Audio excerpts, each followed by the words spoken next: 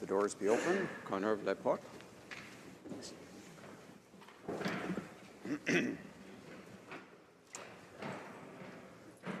Orders of the day. Ordre du jour. Orders of the day, government bills, Commons, resuming debate at second reading of Bill C-25, an act to amend the Canada Business Corporations Act, the Canada Cooperatives Act, the Canada Not-for-Profit Corporations Act, and the Competition Act. When the House last took up debate on the question, the honourable member for Regina Leuven had 7 minutes remaining in his remarks. Resuming debate, the honourable member for Regina Leuven. Thank you, Mr. Speaker. We're nearing the end of 2016. New Year's Day 2017 falls on a Sunday. The first paid day of the new year will be January 2nd. By around noon on January 3rd, Canada's top 100 CEOs will, on average, have made as much money as the average full-time employee will earn over the entire year. In 2013 and again in 2014, Canada's top CEOs made an average of $9 million each. That means that the top CEOs made 184 times as much as the average Canadian worker. Mr. Speaker, this inequality is not only large, but it is growing. Figures on the top 100 CEOs only go back to 2008 on a comparable basis. But if we look at the top 50 CEOs, an even more elite group, in 1995, they made only 85 times as much as the average worker. So there's been an explosion of executive compensation over the past 2 decades. Why should we care if private companies choose to pay their CEOs a lot of money? Well, if you take 100 top CEOs, each making an average of $9 million, that's nearly $1 billion that is not being used to hire other employees, that is not being invested in machinery and equipment, and that is not being used for needed research and development. Corporate Canada as a whole would be better off if it could pay CEOs less. However, individual corporate boards feel pressure to keep up with what CEOs of other companies are paid. This leads to a circular logic that justifies ever higher executive compensation. Mr. Speaker, even the CEOs themselves do not really benefit from this trend. An extra $1 million does not make a material difference in their standard of living. Really, they're concerned about their relative position compared to other CEOs. So if a CEO gets paid more, it increases his or her position on the league tables only by reducing the position of other CEOs. Mr. Speaker, our economy would be stronger, and even corporate Canada itself would be better off with government regulation to limit CEO compensation. Now, Bill C-25 includes some minor improvements to corporate governance. But what's missing, Mr. Speaker, is the mandatory and binding say-on-pay provisions that we find in other advanced economies. Currently, Canadian companies can consult shareholders on executive compensation, but they are not bound by the results of those votes. The NDP is going to propose amendments to Bill C-25 to include mandatory and binding say-on-pay provisions to limit executive compensation. Now, Mr. Speaker, beyond the scope of Bill C-25, the federal government can and should also address out-of-control executive compensation through the tax system. I believe in giving credit where it is due, so I want to recognize that this government did modestly increase the top personal income tax rate. However, this government failed to close the loophole that allows half of stock options to be exempt from personal income tax. And this stock option loophole delivers the largest benefit to highly paid CEOs and corporate executives. So we need to close that loophole to address executive compensation. Something else that the federal government could do, Mr. Speaker, is to limit the amount of executive compensation that a corporation can deduct in calculating its corporate taxes. The United States currently limits the amount of CEO compensation that can be deducted in calculating corporate taxes to $1 million. Unfortunately, this limit is not very effective in the United States because it does not apply to performance-based compensation such as stock options. However, Mr. Speaker, we could easily apply a limit to all forms of executive compensation and ensure that they cannot be deducted in calculating corporate income taxes. So, Mr. Speaker, in conclusion, out of control executive compensation is a significant source of worsening inequality, and it's a substantial drain on our economy. The Government of Canada can and should address this problem by strengthening corporate governance through Bill C-25 and also by implementing progressive tax reforms. Thank you, Mr. Speaker. Questions and comments. Questions et commentaires. La députée de Rimouski. The Honourable Member for Rimouski, Nejet Témiscouata-Lévesque. Thank you very much, and I'd like to thank my colleague from Regina Louvain for his excellent speech. I'd like to ask him to, I'd like to go back to something he mentioned in his speech. The day on which a CEO will have earned the salary of the average employee of that CEO's business. You know, we often talk about the moment where all Canadians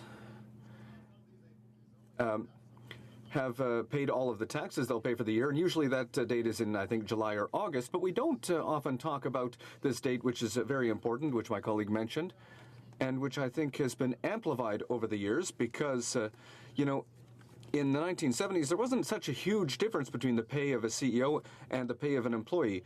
So I'd like to give my colleague the time to speak further to this element, which seems to be very important, but which is ignored by many Canadians. Regina Louvain. Lord Monsieur le Président. Well, thank you, Mr. Speaker, and I'd like to thank my colleague for his excellent question. He's right. There's a lot of attention paid to the famous Tax Freedom Day, which is a day in the middle of the year where, according to the Fraser Institute, the average Canadian has paid all of his or her taxes for the year. There are a lot of problems with the calculations of that date, Mr. Speaker, but it's also important to look at other measures. And this is a metric developed by the Canadian Centre for Policy Alternatives. And the question is really, at what point are executives in big business making as much money as the average worker? And it comes very, very early, Mr. Speaker. In 2017, that will happen at about noon on January 3rd. Thank you. Questions et commentaires. La députée. The Honourable Member for Joliette. Thank you, Mr. Speaker. I would like to congratulate and thank my colleague from Regina Louvain for his excellent speech. The question of inequality in our society is at the heart of our economic issues, in my opinion, when we see that the wealth gap, as my colleague has noted, is becoming disproportionately large. We've seen economic crises. There are all kinds of social problems, so in my opinion, it should be one of the major priorities that this House should be working on. My colleague talked about a fairly technical aspect, which is not well known by Canadians, and that is the fact that capital gains are only half of net gains are taxable, whereas a salary is taxed 100%. I'm wondering if my colleague could give a concrete example of that. For example, if you earn $50,000 a year, how much is taxed, and how much do you pay? And if it's a capital gain, how much do you pay? The Honourable Member for Regina Louvain. Well, I'd like to thank you, Mr. Speaker, and I'd like to thank my colleague from Joliette for that excellent question. Inequality is a major problem in our society, It's an issue of equality, but it also affects health care, and it's at the heart of many social problems, this issue of inequality. He also mentioned a problem in our tax system, that's capital gains, which are only subject to half the tax of other income. And that's particularly a problem with executive compensation in big business, because often their capital gains aren't really investments, they're actually compensation, and it should be taxed at the same level as their income. Thank you. It's the honourable member for Bow River. Thank you, Mr. Speaker. I appreciate the interesting statements that the member has made about this particular issue. I wonder if you might want to respond to a different group of working people who I know that he cheers for, who are paid more than CEOs. That would be like the Regina, Saskatchewan football team, many hockey players in the National Hockey League who are paid more than CEOs, and what he might think of those people who make a considerable amount of money more than their CEOs in their profession. Honourable member for Regina Leuven. Well, thank you, Mr. Speaker. As I mentioned in my speech, the average of these top 100 CEOs makes $9 million a year, which is vastly more than the average player for the Saskatchewan Roughriders or in the Canadian Football League generally. So I don't necessarily accept the premise of the question, but I believe that there is a very similar problem with high pay for professional athletes. Part of the solution certainly is to increase the top personal income tax rate, as the government has done. But the problem derives from the fact that people are getting paid so much they don't really benefit from the additional money. It's all about relative position. You have to pay a hockey player a lot because other hockey players are a lot, and certainly there are more equitable ways of distributing that money in our society. Thank you, Mr. Speaker. Resuming debate, the honourable member, la députée. The honourable member for Drummond. Thank you, Mr. Speaker. It's a pleasure for me to rise today in the House to speak to Bill C-25 and participate in this debate. It's a bill that will amend the Canada Business Corporations Act, the Canada Cooperatives Act, the Canada Not-for-Profit Corporations Act, and the Competition Act. Mr. Speaker, it's always very important that we amend the laws that we have so that we can make them better, so that we can make sure that they are more fair, and also to ensure that they will respect equality between men and women. And this bill is a step in the right direction. So the NDP will be supporting this bill, which strengthens diversity among boards of directors and also shareholder democracy. However, the Liberals are talking more than they're acting on this file. Bill C-25 aims to fix problems linked to equality between men and women, but it won't be fully fixed by this bill. If we want to really fix the situation, we need to do more. And to that end, I know that the NDP member who sits on this committee will bring forward the necessary amendments at committee to improve the question of equality between men and women. So that is what we are looking at doing. And this is only the second time, Mr. Speaker, if you can imagine, in 40 years that Canada has been looking at questions linked to business governance. So as I was saying, this is an important issue, and it's certainly good to revise these laws from time to time, and as I've said, this is indeed a step in the right direction. The stated goal of the government relative to Bill C-25 is to, make changes that will improve shareholder democracy and participation. It will increase women's representation on corporate boards and in senior management. And it will improve corporate transparency and business certainty while reducing the regulatory burden. So, Mr. Speaker, as I've said, generally speaking, Bill C-25 will mean greater participation, greater democratic participation from shareholders. For example, there will be annual elections for administrators, and it will allow the use of election by majority. And so certainly these are good things. And representation of women among boards of directors, well, and in upper management, well, this is something that could be improved because we need to explain why there isn't currently equal representation of women in on a board of directors. So there is definitely some progress that's being made here, but we agree that this is just a small step in the right direction to improve equality between men and women. And unfortunately, as you know, Mr. Speaker,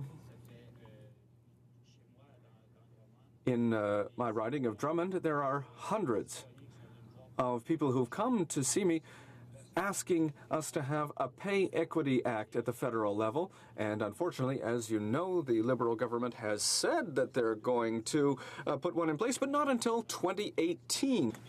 And the Liberals keep deferring their commitment to pay equity and gender equality. And this from a government whose prime minister calls himself a feminist. It's not enough to say that you're a feminist. You need to take actions that show you have a real commitment toward gender parity. So in that respect, this is disappointing. And that's why, on our side, in the NDP, we decided to table a bill called C-220. This is an act that would amend the management of public finances to have fair representation. It was tabled by the member for Nanaimo Ladysmith, who has done excellent work to promote gender equality. And I think it's important to say this, Mr. Speaker. Feminism is not something that should be carried only by women. Everyone needs to be involved if we want to have true gender parity. Men and women need to work together as a team to ensure that we can achieve that. Mr. Speaker, as I said earlier, hundreds of citizens in my riding have come to see me about this issue. They have come calling for more action on the part of the government. I tabled petitions in their name, and we expect more concrete actions from the government on this file. As you know, Mr. Speaker, this bill that I spoke about earlier, Bill C-220, tabled by my colleague for Nanaimo Ladysmith, was tabled in various forms in the past. For example, by the former MP Anne-Marie Day. And so you can see that this is an NDP commitment that has existed for a long time. Everyone had voted for that bill at the time, but for some reason, the Conservatives didn't agree with it. This bill aimed to have equal representation of men and women on the corporate boards of Crown corporations. And that's an area where the government can take action. Unfortunately, that bill never saw the day, but we've continued moving forward. And we hope that this time, in this Parliament, members of both sides of the House, of all parties, will be able to set partisanship aside and move forward to achieve gender parity. You know, Mr. Speaker, there's another issue that my colleague who just spoke before me mentioned, and it's a very important issue, and that is the compensation of executives.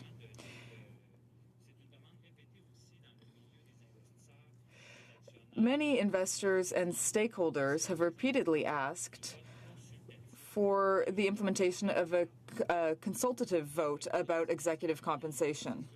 So Bill C-25 would improve the election process for board executives by requiring that executives be elected by a majority vote. Many stakeholders have called for a greater voice when it comes to executive compensation. The NDP has worked hard on this file when it comes to the pay of general directors. And unfortunately, the government didn't take that into consideration in this particular bill. That's really disappointing. You know, Mr. Speaker,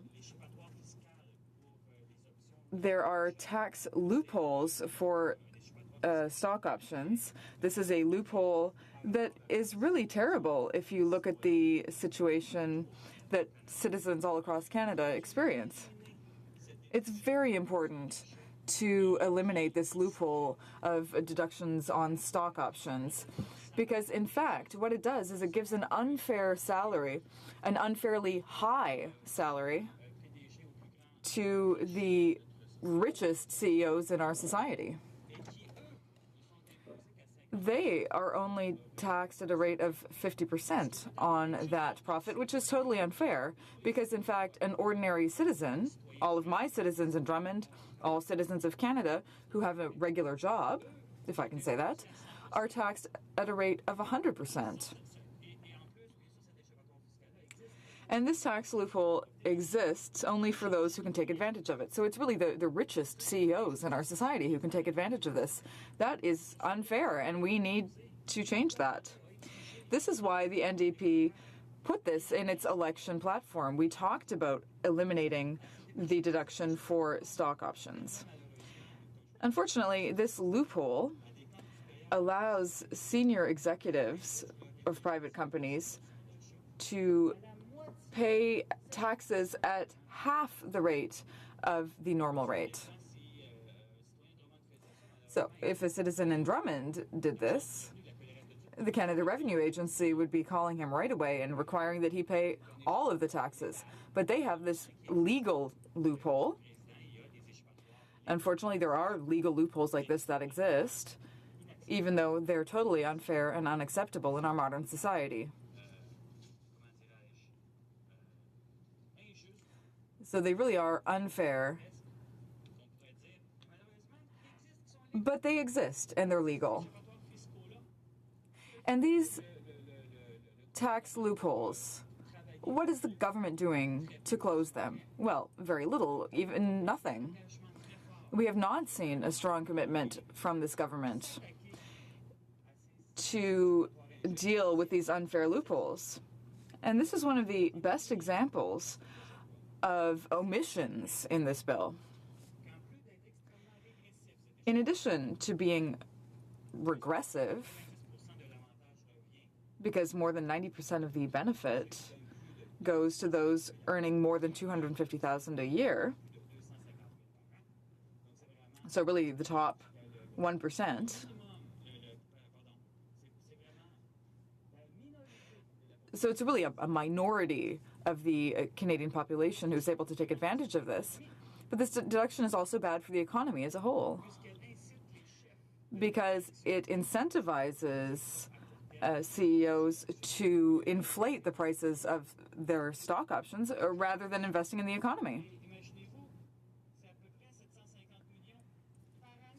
And this costs about $750 million per year to the government.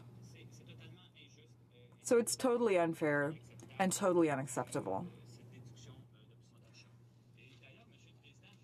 Furthermore, Mr. Speaker, I talked a little bit about my citizens in Drummond. They've been very active on this file, and they continue to be active. They have signed hundreds of petitions to end tax havens. Much like tax loopholes, which are legal, there are also tax havens that the government should be attacking. There are many ways that the government could act to either help or hinder tax havens. And unfortunately, the actions they've taken are really facilitating the existence of tax havens. This means that the state is being deprived of huge amounts of money that it could be using to achieve its social ends. According to Statistics Canada, tax evasion costs Canada $5 to $8 billion every year. $5 to $8 billion. And the good news is that people are waking up to this reality. As I said, hundreds of my citizens have come to see me to call for greater action on tax havens.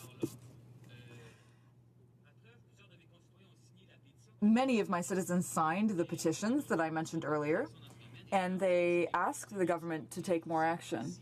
I've tabled many of these petitions here in the House of Commons, and they talk about the importance of fighting tax havens and tax loopholes. So it is extremely important to crack down on these, because if the government is losing all of this money, if the public treasury is losing all of this money, hundreds of millions of dollars through these tax loopholes, or billions of dollars through tax havens, then it's public services who will be suffering. Let me mention healthcare, for example, Mr. Speaker. $36 billion are planned in cuts for the next few years. This was started by the Conservatives. The Liberals promised that they would reverse those unfair cuts, which affect the most vulnerable people in our society, Mr. Speaker. People suffering from health problems. But unfortunately, the Liberals want to follow on the same path, this unfair approach. Mr. Speaker, this is completely unacceptable. We can't keep having these huge cuts to health care.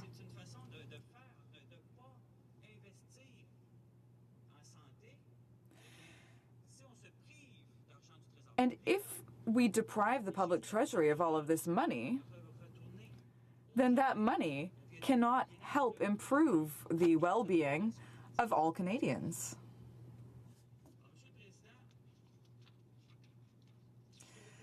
Mr. Speaker, what the NDP wants, really, is for the government to take concrete action to establish gender parity on corporate boards in Canada.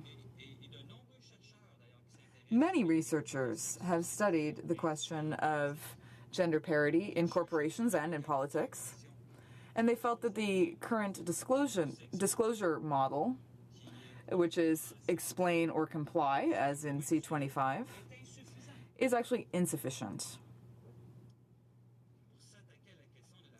It's not enough to deal with gender parity in a correct way.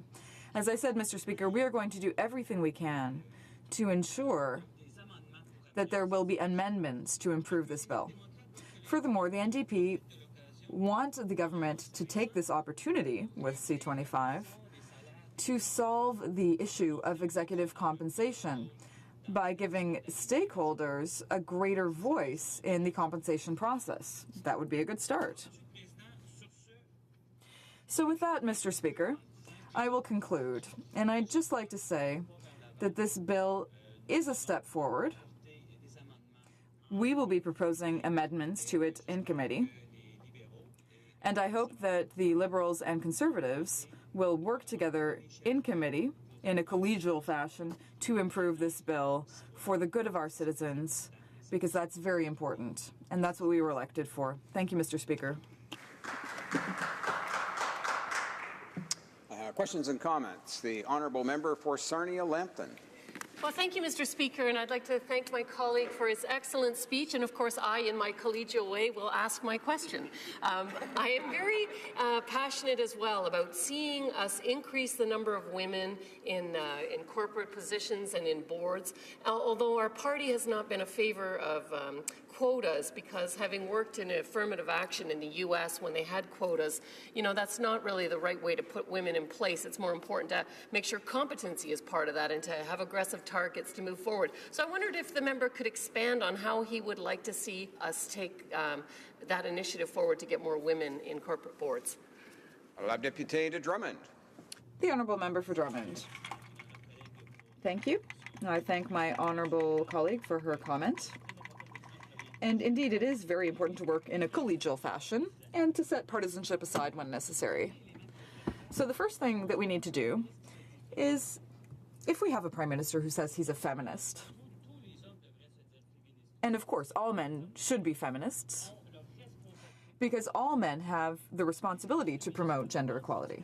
But when the Prime Minister says this, and when he says it's time to implement a law about pay equity and gender equity, he actually flees and he abdicates all responsibility.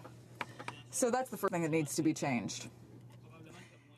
As I said, there are probably also some reasonable amendments that could be made, and I hope we'll be able to work together on committee to make those amendments which will really improve this bill about pay equity. Thank you very much.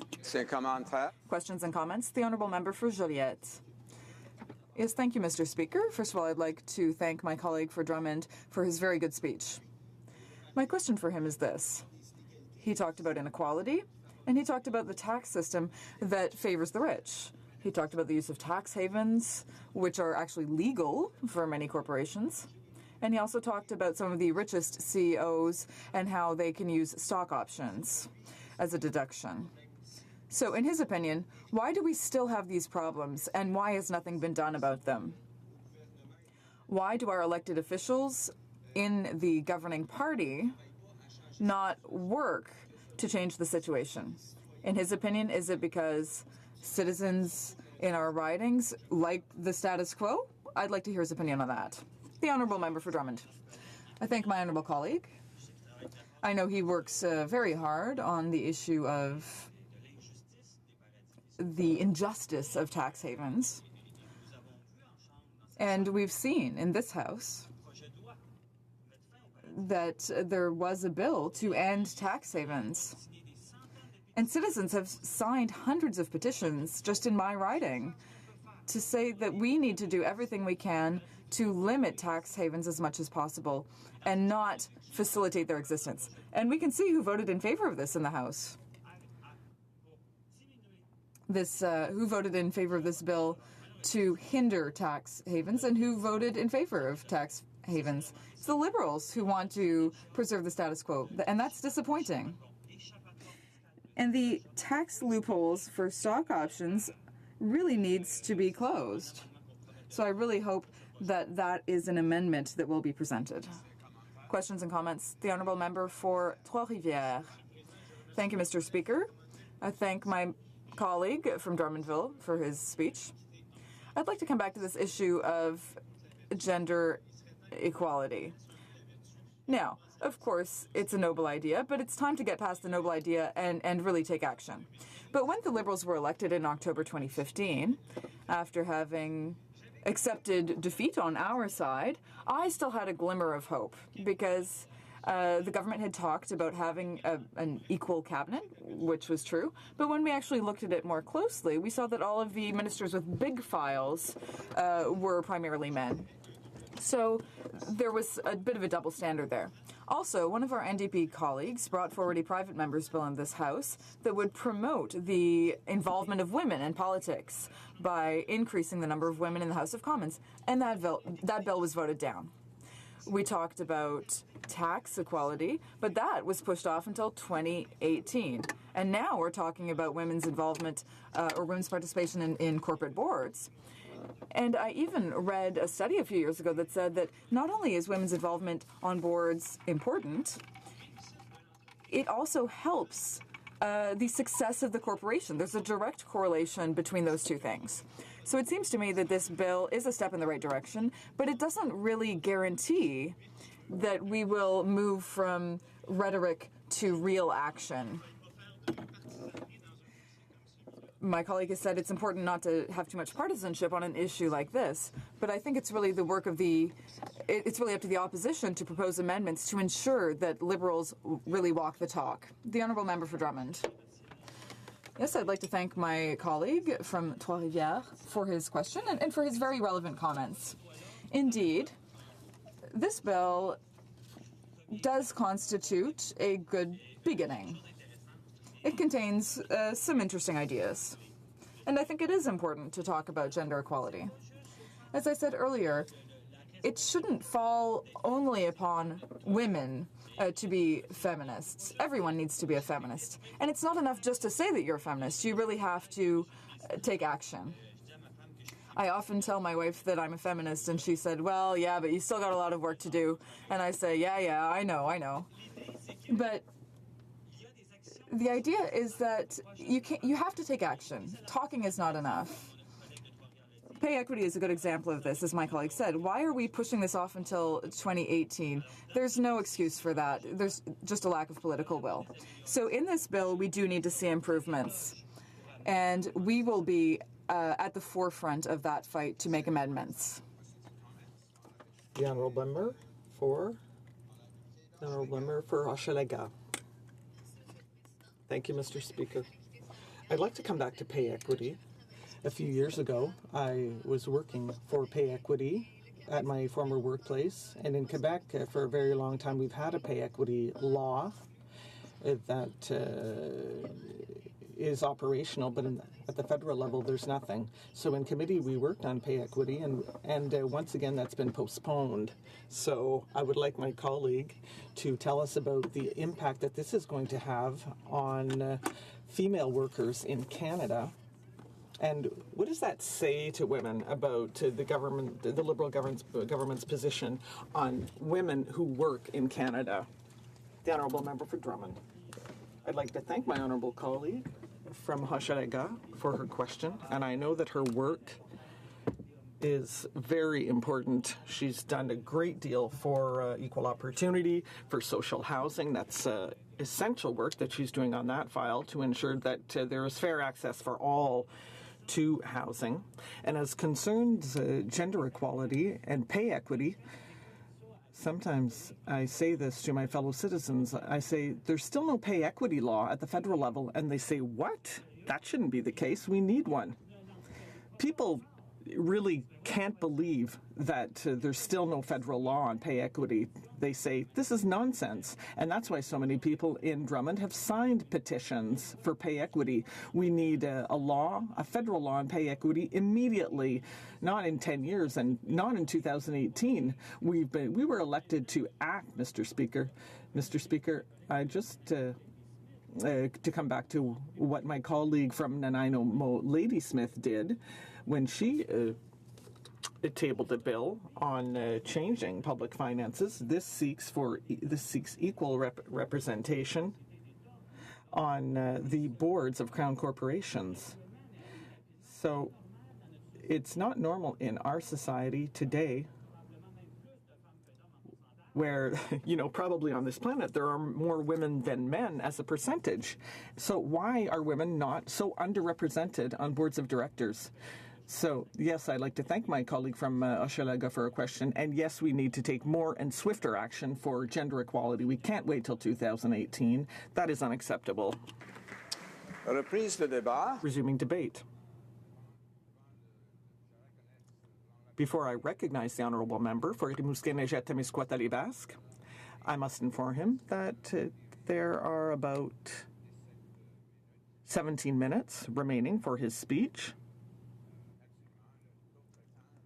He will obviously be able to take the rest of his time after question period later this afternoon. The honourable member from Rimouski-Neigette-Témiscouata-Lévesque. Thank you very much, Mr. Speaker. I don't know if I'm going to need my entire 20 minutes, but there are certainly certain things that I want to take the time to comment on in this House with regard to Bill C-25. The first is something that often comes up in conversations, and that is the question of gender equality and pay equity, especially gender equality. We know that both in the public and private sector, corporate boards are quite imbalanced in this regard, and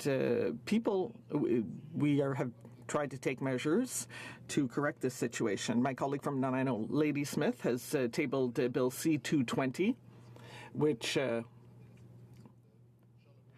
it takes over from the bill tabled by Anne-Marie Day, who used to represent Charlebourg-Haute-Saint-Charles. And we are trying to focus on this inequality and fix it. Now, why are we calling on a quota system, gender parity? Well, the question is comprehensible, but I think it's poorly put. Obviously, we can't neglect the matter of competence. and that competence should come before diversity. Now, that is sending a message that there are not enough women who are competent, but that's not the problem. The problem has more to do with the lack of understanding of the systemic discrimination against women with regard to their competence, their qualifications to manage an organization. And why do we need a gender parity system? And why do we have to compel or oblige people to apply it? Well, it's for that very reason, because of these prejudices that prevent us from deciding based on the competency of women to occupy these positions. And I'll just digress to tell you about something I heard on the radio this morning on my way to Parliament. On Radio-Canada, there was a capsule about gender parity in improvisation in Quebec. So the National Improvisation League in Quebec forced each team to have an equal number of men and women. So this was an improv, and this showed the unbelievable talent that exists with women stand-up comics that was ignored in humor circles in the 70s and 80s. It was mostly made up of men. And the National League of Improvisation has played an essential role in having these women comics recognized. And the commentator this morning talked about a series of 15 women comics who made their name because of the National League of Improvisation. Now, the problem is not solved, because when they're looking for people to MC galas, they never turn to women. And yet they are very popular. And the reflex of the organizers of these galas is always to turn to men to MC these galas. So even the parity system that exists, that is there to ensure that women are recognized in the sector of humor in Quebec. I'm comparing it to corporate boards, but I'm talking about a change in mindset. And so I will come back to administration now. And C-25 falls short because all it says is that there's an obligation to comment on diversity. But that is they've truly missed the mark by crafting this bill when we're talking about public administration and private boards of directors as well. There are elements that are interesting in C-25 because it does talk about governance and the fact that they are eliminating teams of corporate boards who present themselves as one slate. I think that is something that is very positive. And also holding annual elections is a good thing. And also to ensure that the directors on the boards must be elected by a majority. Now, there's something else that is interesting and that has not really been debated in this House is the elimination of what we call bearer shares. Now, bearer shares are those whereby the person holding them is not identified. And that means that there are no names attached to these bearer shares so that people can vote and have certain rights, but they are not named. And this means that putting this in place means that there will be more transparency on the boards of directors. Where the bill falls short with regard to gender parity is because what we must remember is that the amendments that we have before us stem from a consultation that began in 2013. So something that came up on a few occasions is the fact that not only is there a difference between the remuneration of shareholders and the directors on the boards, but also the fact that the shareholders at the annual general meetings still cannot vote and approve the remuneration of the CEOs. And this is important because the remuneration, the salaries come straight from the company benefits, the company profits.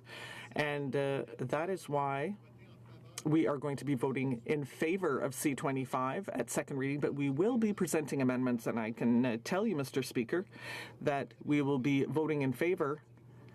But if improvements are not made, then we may not be voting at it at further stages. Commentaire?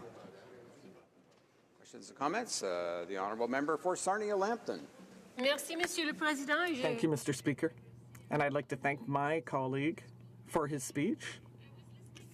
With care when he talked about trying to get more women in boards. And I was on the Pay Equity Committee, and we talked about how there's already legislation in place in some provinces, and that it would be so easy to take a look at that. And I don't understand why it takes so long to get legislation in place at the federal level. Similarly, we had an initiative in Status of Women with a list of women that would be suitable for corporate boards, so nobody could ever say they couldn't find them. And so I'm not sure why it's taking so long. I wonder if the member could comment. The Honourable Member for Rimouski Nejet Témiscouata Basque. Thank you very much for the question, which is very relevant. I don't want to accuse solely the current government or the Conservative government before that or the Liberal government before them. For many years now, since we have begun fighting for pay equity, I remember Nicole Turmel, who was the head of the Public Service Alliance, and she had to go to court to have the principle of pay equity accepted, and that is a fundamental principle, the right of women to earn the same salary as men. And not only did she have to go to court, but the government forced them to go to court at every step. So we were talking about corporate boards, but also male men and male women. There was a problem with that as well. And so it's really a shame to push pay equity back. I think the matter could be fixed very quickly, and the current government could act seriously in this matter. Questions and comments? Leuven. Thank you, Mr. Speaker. I'd like to thank my colleague for his speech. We've talked a fair bit about inequality between men and women in the workplace and on corporate boards. But I wonder if my colleague from Rimouski could also speak a little bit about another aspect of Bill C-25, which is inequality between CEOs and their employees. What type of negative consequences does that growing inequality have for our society, and what kinds of policies could the government implement to address it? Member for Rimouski Nejet Témiscouata Basque. I'd like to thank my colleague. That definitely is a question that is very important. It's sparked a lot of debate, and he referred to it in his speech. This study by the Canadian Centre for Policy Alternatives that determines when a CEO earns the equivalent of the annual salary of their employees, and the Fraser Institute talked about tax freedom, which usually comes around July or August, and doesn't take into account all the benefits under the tax system, because that is a component that is often ignored by many organizations. But when we say that a CEO earns the salary of an average employee by January 3rd at noon, well, that's a problem, not only because of fairness, not only because we need to conserve our employees, and because the employees are responsible for the profitability of an enterprise, but also because people who earn the average salary in a company will spend more of that income than the CEO, because these employees obviously are able to save less. They need more of their income to provide for their needs and their families' needs. So that's more money that goes into our economy. So whereas a CEO might invest abroad, might save more, and that benefits the economy much less. So I think that there is still work to be done to close the gap between CEO salaries and those of their employees. Questions and comments? Questions et commentaires? Alors, la députée de Trois-Rivières. The Honourable Member for Trois-Rivières. Thank you very much, Mr. Speaker, and I'd like to thank my colleague, who is our finance critic, for his very informative speech. I'm going to take an example from Quebec, but I think it probably applies to other provinces as well. Quebec has succeeded in putting in place pay equity. And the Liberal government has 40 Quebec Liberals, and some of them are major players around the cabinet table. So why is the success of Quebec and other provinces in this regard, why is it not being imitated by the government much more swiftly? The Honourable Member from Rimouski-Neigette-Témiscouata-Les-Basques. Thank you. Thanks to my colleague from Trois-Rivières for the question. You know what? I have no answer. I'd like to be able to answer, but I can't answer on the government's behalf. It's not as if it is a partisan question. We're talking about pay equity, and it's very, very simple. Equal work, equal pay. Men and women should earn the same thing, and that's not the case right now. And by refusing to recognize this fact for at least another 2 or 3 years, then, because obviously in terms of the public service, we find ourselves in a situation, well, where the government is perpetrating an immoral and illegal system, and a system that is also unfair. Everyone in this House agrees.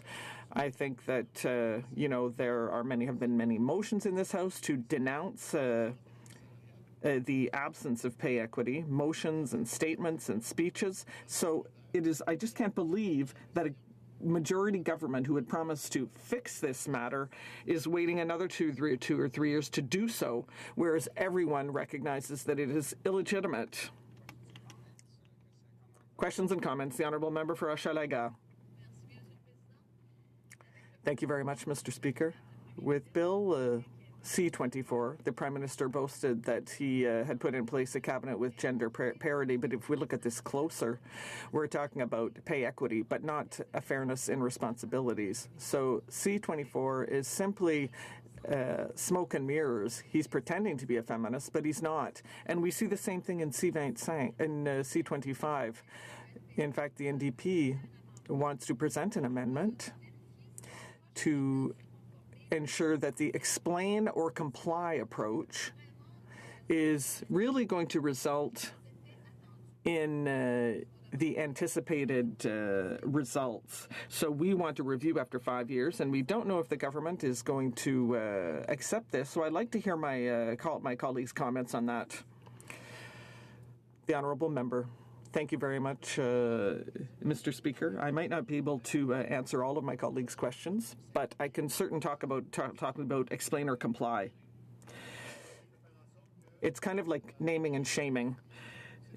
It's ensuring that boards of directors, it's ensuring that they are accountable about diversity. And the bill doesn't actually define diversity. And that is a basic question that's been ignored by this bill. Now, the explain or comply approach only works where there are shareholders who are activists, who are really interested in this matter, and who show up at the annual general meetings to call for this. For companies where the number of shareholders is very low, or where there are a number of proxies when it comes to voting, well, there won't be a very big impact in this regard. And I have the impression that in many companies, explain or comply will not be as important as the matter of return on investment or the upcoming projects for the company. So in that regard, it might look good on paper to included this in the bill, but I'm not really sure that it's going to have a significant impact. And I can only add my voice to that of my colleagues with regard to the importance of the 5-year review. Prise de débat. Resuming debate. La Chambre est-elle prête? Is the House ready for the question? La question est la suivante. The question is as follows. Mr. Baines, seconded by Mr. Sohi, moves that Bill C-25, an act to amend the Canada Business Corporations Act, the Canada Cooperatives Act, the Canada Not-for-Profit Corporations Act, and the Competition Act, be now read a second time and referred to the Standing Committee on Industry, Science, and Technology. Pleasure of the House to adopt the motion. Yes? On division? I declare the motion carried on division. Of this bill, deuxième lecture de ce projet de loi. Second reading of this bill. Counts, ce projet de loi. Therefore, this bill stands referred to the Standing Committee on Industry, Science, and Technology. Statements by members. Déclaration de député. The Honourable Member for La Pointe de l'Île. Mr. Speaker, the Prime Minister is meeting his provincial counterparts today to talk about the environment, right after he's imposed a pipeline on BC and while he's thinking about doing the same thing to Quebec. They should also talk about health care because Quebec doesn't accept either the cuts or the conditions. They should also talk about softwood lumber because Quebec refuses to be included in another protectionist agreement which only profits the West. He should talk about Bombardier, which the federal government continues to ignore while the Ontario automobile sector is getting hundreds of millions of dollars. They should be talking about C-29, which will allow Toronto's banks to get around Quebec's laws and which will hurt our consumers. Finally, the theme of the day is federalism, something that weakens Quebec to the benefit of Canada, which prevents Quebecers from making the choices that they want to make. That'll be the theme of these meetings for Quebec until these meetings are international meetings. The Honourable Member for Argenteuil, La Petite Nation. Thank you, Mr. Speaker. Today I rise in the House to talk about accessibility. The Minister of Sport and Persons with Disabilities has been organizing, since this summer, consultations across the country on the theme of an accessible Canada. The goal of these consultations is to create a new Accessibility Act. The Canadians that we have met with have told us about their experiences and the challenges that they live every day. Throughout these consultations, I learned from the Canadians we talked to that even a simple threshold or a doorway can represent a major obstacle to certain people with reduced mobility. I'm proud to say that our government is working for a more inclusive and more accessible Canada for all Canadians. Mr. Speaker, I invite all members to hold consultations on accessibility in their ridings, and they'll see for themselves that even the smallest improvements can make a world of difference. Member for Barrie-Innisfil. Mr. Speaker, this Saturday I'll be hosting my first annual family skate at the Barrie Molson Centre from 2 to 3 p.m. in support of the Barrie Food Bank.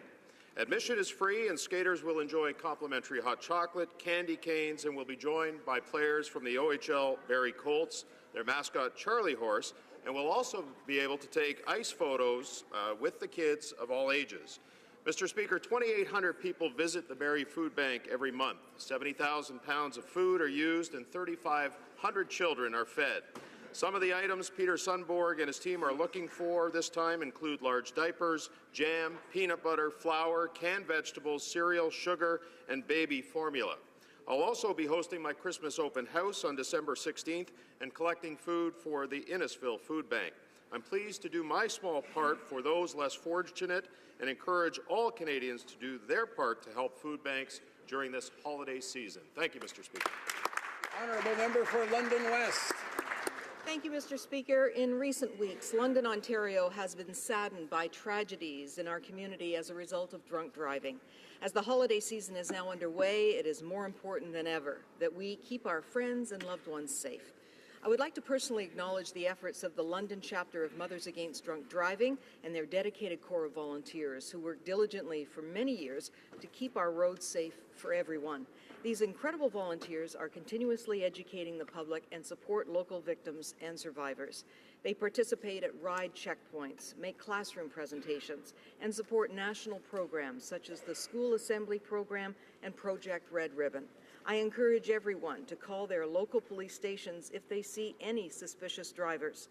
I would also like to remind Canadians that keeping our roads safe also means that they should not be reporting ride checkpoints on any social media channels. Together, we can all make sure our loved ones get home safe over the holidays. Thank you, Mr. Speaker. The honourable member for Burnaby South. Mr. Speaker, the Prime Minister broke his promise and betrayed British Columbians by approving the Kinder Morgan pipeline. In doing so, he's given the company control of a 150-metre wide strip of land from Edmonton to Burnaby, Mr. Speaker. He has empowered Kinder Morgan to use Section 73 of the National Energy Board Act, which allows the company to expropriate public land, private land, land from churches, land from schools, municipal land, even land from First Nations traditional territories and reserve land without consent or social license. Mr. Speaker, to add insult to injury, the Natural Resources Minister said he would use the Army to help expropriate land and to ram this pipeline through our province. Now, Mr. Speaker, I tabled this week Motion 107, which calls on the government not to use military or paramilitary force to help ram this pipeline through our beautiful province, Mr. Speaker. I've been fighting against this pipeline since 2011, Mr. Speaker. My party's against it. Mr. Speaker, what I'm calling on is the Liberals on that side of the House to stand with us and to choose British Columbia. The honourable member for Willowdale. Thank you, Mr. Speaker. 68 years ago today, the United Nations officially adopted the Convention on the Prevention and Punishment of the Crime of Genocide. To honor this momentous occasion, I ask all members of this esteemed House to join me today to mark the second annual International Day of Commemoration and Dignity of the Victims of the Crime of Genocide and of the Prevention of the Crime. As chair of the All-Party Parliamentary Group for the Prevention of Genocide and Other Crimes Against Humanity, I know that all members of this House share an overwhelming passion for human rights, human security, and human dignity, and take great pride in the leadership that Canada has always demonstrated in advancing social justice around the globe. Thank you, Mr. Speaker. The honourable member for Elgin, Middlesex, London.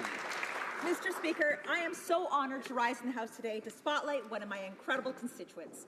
Reese Russells has proven that you're never too young to make a difference. Reese, a grade 3 student at Forest Park Public School, wants to help those who are homeless have a Merry Christmas. She was inspired after seeing a homeless man near the Tim Hortons drive-thru in St. Thomas. Reese decided she was going to make a difference and started a local campaign to help 10 people within our community. Her classmates as well as community members jumped on board, and to date they have prepared over 100 packages to help those in need. She posted a video on her mom's Facebook page that has received over 18,000 views. Local businesses and media are also jumping on board and welcoming donations. Reese wants everybody in St. Thomas to have a Merry Christmas, especially those who are homeless during the holidays. Reese, you are an inspiration to me and to our great community. I wish everyone a Merry Christmas, especially Reese, who has an incredible heart and love for others. Thank you. The honourable member for St. John's East. Mr. Speaker, the tireless work of the Pages does not go unnoticed and is greatly appreciated. Each year, hundreds of young Canadians apply for the opportunity and the privilege to be House of Commons Pages, and yet I would argue that the privilege is ours.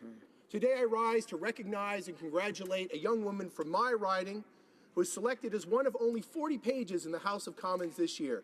Emma Wells, who is a graduate of the French Immersion Program at the Holy Heart of Mary Regional High School and is currently studying political science and public administration at the University of Ottawa. As MPs, we rely on the talented work of pages like Emma to help ensure our House proceedings run efficiently and smoothly. To the prospective 2017-2018 pages who applied this week, I wish you all the best of luck. And I ask all MPs to rise and join me and Emma's family in congratulating all of our House of Commons pages on their success and wishing them all success in their future studies. Thank you. Hear, hear.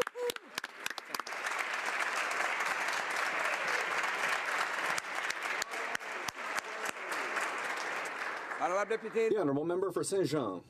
Mr. Speaker, the Chamber of Commerce and Industry in the Haut-Richelieu was awarded Chamber of Commerce of the Year in Quebec City at the annual gala of the Federation of Chambers of Commerce of Quebec. With the work that it's done and the support of over 630 members, representing business and industry from startups to big business. It has been able to demonstrate its dynamism. The creation of a youth wing, of an industrial committee, and the organization of a number of strategic events, particularly in the agricultural sector, have contributed to the Chamber's great success. I would like to congratulate the Chamber of Commerce and Industry of the Haut-Richelieu for this distinction, which it has obtained thanks to the involvement of its employees and administrators. This recognition reflects the excellent work that they're doing as an economic driver in the riding of Saint-Jean. Thank you, Mr. Speaker. The honourable member for Oshawa. Ho, ho, ho, Mr. Speaker. As we quickly move through the month of December, I want to take this opportunity to say Merry Christmas. In Oshawa, we're already in the Christmas spirit. This year, thousands of people enjoyed Santa's downtown parade of lights, and on December 21st, we will welcome friends and colleagues to my office located at 57 Simcoe Street South, Unit 2B, for my annual Christmas open house and food drive. Bring a non-perishable food item and come down and enjoy the food, drink, and Christmas cheer. This year, Gate 316 will be the recipient of the generous food donations that Santa's helpers will bring to the event. Gate 316 is an institution in Oshawa that has helped thousands of those in need. And Mr. Speaker, during the Christmas season, the need is even greater. We have all had a busy year, and I recognize the hard work that members have done for their constituents and Canadians alike. I want to wish you, Mr. Speaker, all my fellow parliamentarians, their staff and House officers a very Merry Christmas and a Happy New Year. Joyeux Noël et bonne année. Oh, bravo. The honourable member for New Brunswick Southwest. Mr. Speaker, December 10th is Human Rights Day, a day when we are reminded to stand up for someone's rights and commemorate the adoption of the Universal Declaration of Human Rights in 1948. On December 10th, Canada and the world will also mark the end of 16 days of activism against gender-based violence. These 16 days remind us of each and every woman and girl who has ever been a victim of violence. We can take actions now and throughout the year to eliminate gender-based violence. By working together, we can build a healthy, inclusive society where all women and girls are treated as equals and gender-based violence is ended once and for all. Let's all stand against gender-based violence. Actions matter. Thank you, Mr. Speaker. The honourable member for Charlottetown. A visionary, a feminist, an artist, an activist, an innovator, and a mom. Becca works tirelessly for and with the artistic community on PEI.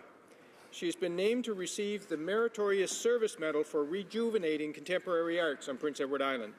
Her work as a champion for the arts speaks to her love for her community. Her dedication led to her joining forces with the Right Honourable Kim Campbell and the now Minister of Indigenous and Northern Affairs when she participated in A Bold Vision, an experiment to imagine a Canada designed by 23 women in 2014, as opposed to 23 men in 1864. A force within our community, she ably represented PEI at that table. Mr. Speaker, I extend warm congratulations to Becca and look forward to being at Rideau Hall in the new year when she receives this prestigious and well-deserved honour. Bravo. The honourable member for Carleton.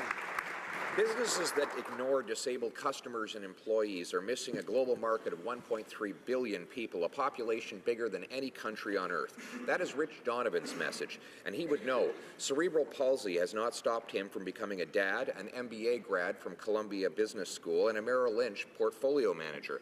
He also founded Line Connect, which places disabled people with good-paying jobs at Google, PepsiCo, Bank of America, IBM, TD, and many others. Now, Rich's index fund is investing in companies that outperform in the disability market. This fall, Rich became one of UCAN 2 magazine's top 50 most influential disabled people, along with the likes of Michael J. Fox. It takes creativity and relentlessness to overcome disabilities. Rich has turned these qualities into profit through the free enterprise system. In doing so, he empowers people like him to earn better lives and inspires all of us to overcome any obstacle. The honourable member for Nepean. Thank you, Mr. Speaker. In Ottawa's knowledge-based sector, we have over 1,700 knowledge-based companies with over 68,000 employees. We have Invest Ottawa, the economic development agency of the City of Ottawa, with a goal to make Ottawa the most innovative city in Canada. We also have a new innovation center with $15 million investment both from the City of Ottawa and the Ontario provincial government. The previous federal government did not provide any funding. However, this year, Mr. Speaker, we announced $8 million support, which will increase the technical and business capabilities available to companies through this innovation center. Mr. Speaker, to realize our economic development objectives and to create quality jobs, it is necessary for all three levels of the government, federal, provincial, and municipal, to coordinate and collaborate with each other. Thank you, Mr. Speaker. The Honourable Member for Drummond.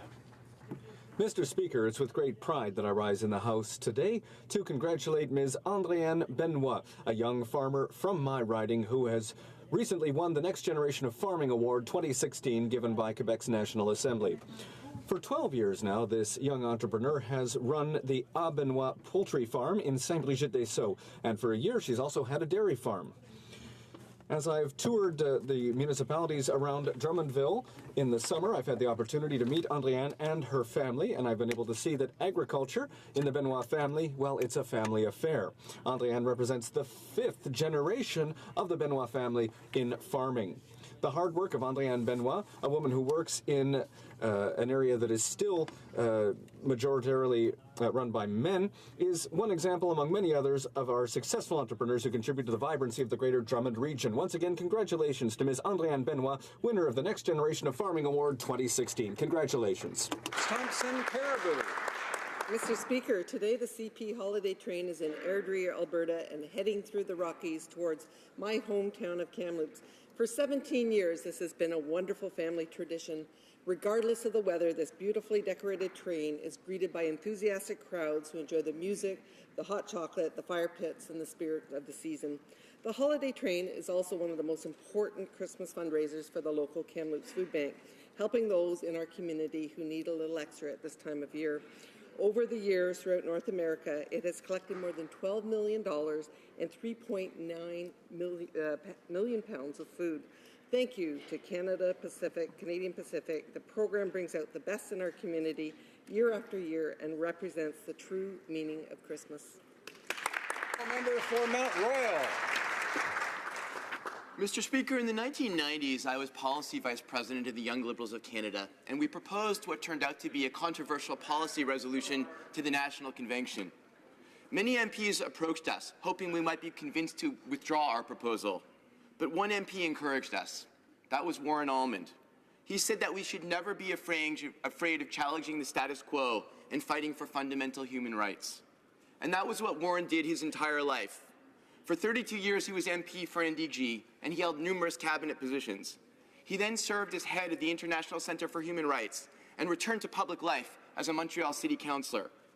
Whether it was heading the fight to abolish the death penalty, reminding everyone of the importance of respecting minority language rights, or just supporting his residents who wanted a stop sign at the corner, Warren fought for his principles and his constituents his entire life.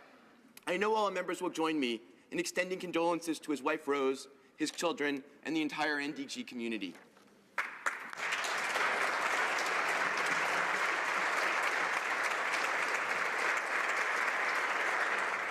Oral questions. Questions orales. The Honourable Opposition House Leader. We know that the Lobbying Commissioner has launched an investigation into the Liberal Cash for Access fundraising practice, and the Ethics Commissioner has confirmed that her office is looking into these matters as well. And although the Prime Minister had promised to set a higher bar for openness and transparency, he and his government continue to hide the details about these fundraisers from Canadians. If the Prime Minister is so committed to openness and accountability, why does he refuse to make the details of these events public? The Honourable Parliament Secretary to the Government House Leader. Yes, thank you, Mr. Speaker, and I would like to indicate very clearly to the House that we do indeed have some of the strictest rules around fundraising of any level of government, and our party respects those rules. The Chief Electoral Officer stated that Canada's political financing laws are, and I quote, most advanced and constrained and transparent in the world, Mr. Speaker. Mr. Speaker, we have been following the process. No rules or laws have been broken, and as such, no conflict of interest exists. The Honourable Opposition Leader in the House. Answer the question. It was a very simple question. The Liberals claim they are following the rules. They claim they are open and transparent, but they refuse to publicly disclose, for example, the dates and locations of these shady Liberal fundraisers. If the Liberals have nothing to hide and they are indeed following all the rules, why are they now hiding the details of their Cash for Access fundraisers from the public? Exactly. Honourable Parliament Secretary to the Government House Leader. Yes, Mr. Speaker, the best thing I can do when you repeat a question is to often repeat the answer and assure the member that, in fact, we do have some of the strictest rules around fundraising of any level of government, and our party respects and follows those rules. I will refer to the Chief Electoral Officer when he has stated, referring to Canada's financial laws, that we have some of the most, and this is a quote, we have some of the most advanced and constrained and transparent in the world, Mr. Speaker. We are following the rules and the laws. There is no conflict of interest. It's as simple as that, Mr. Speaker. Honourable Opposition House Leader. Well, nobody is buying their repeat lines, and it's beginning to look very foolish for all the Liberals on that side of the House. Mr. Speaker, over 30,000 full-time jobs have been lost, and the Finance Minister's own department is saying that things are only going to get worse. But yet today, the Prime Minister is threatening Canadians with a punitive and an ineffective carbon tax, putting even more jobs at risk and leading to the biggest increase to the cost of doing business in a generation.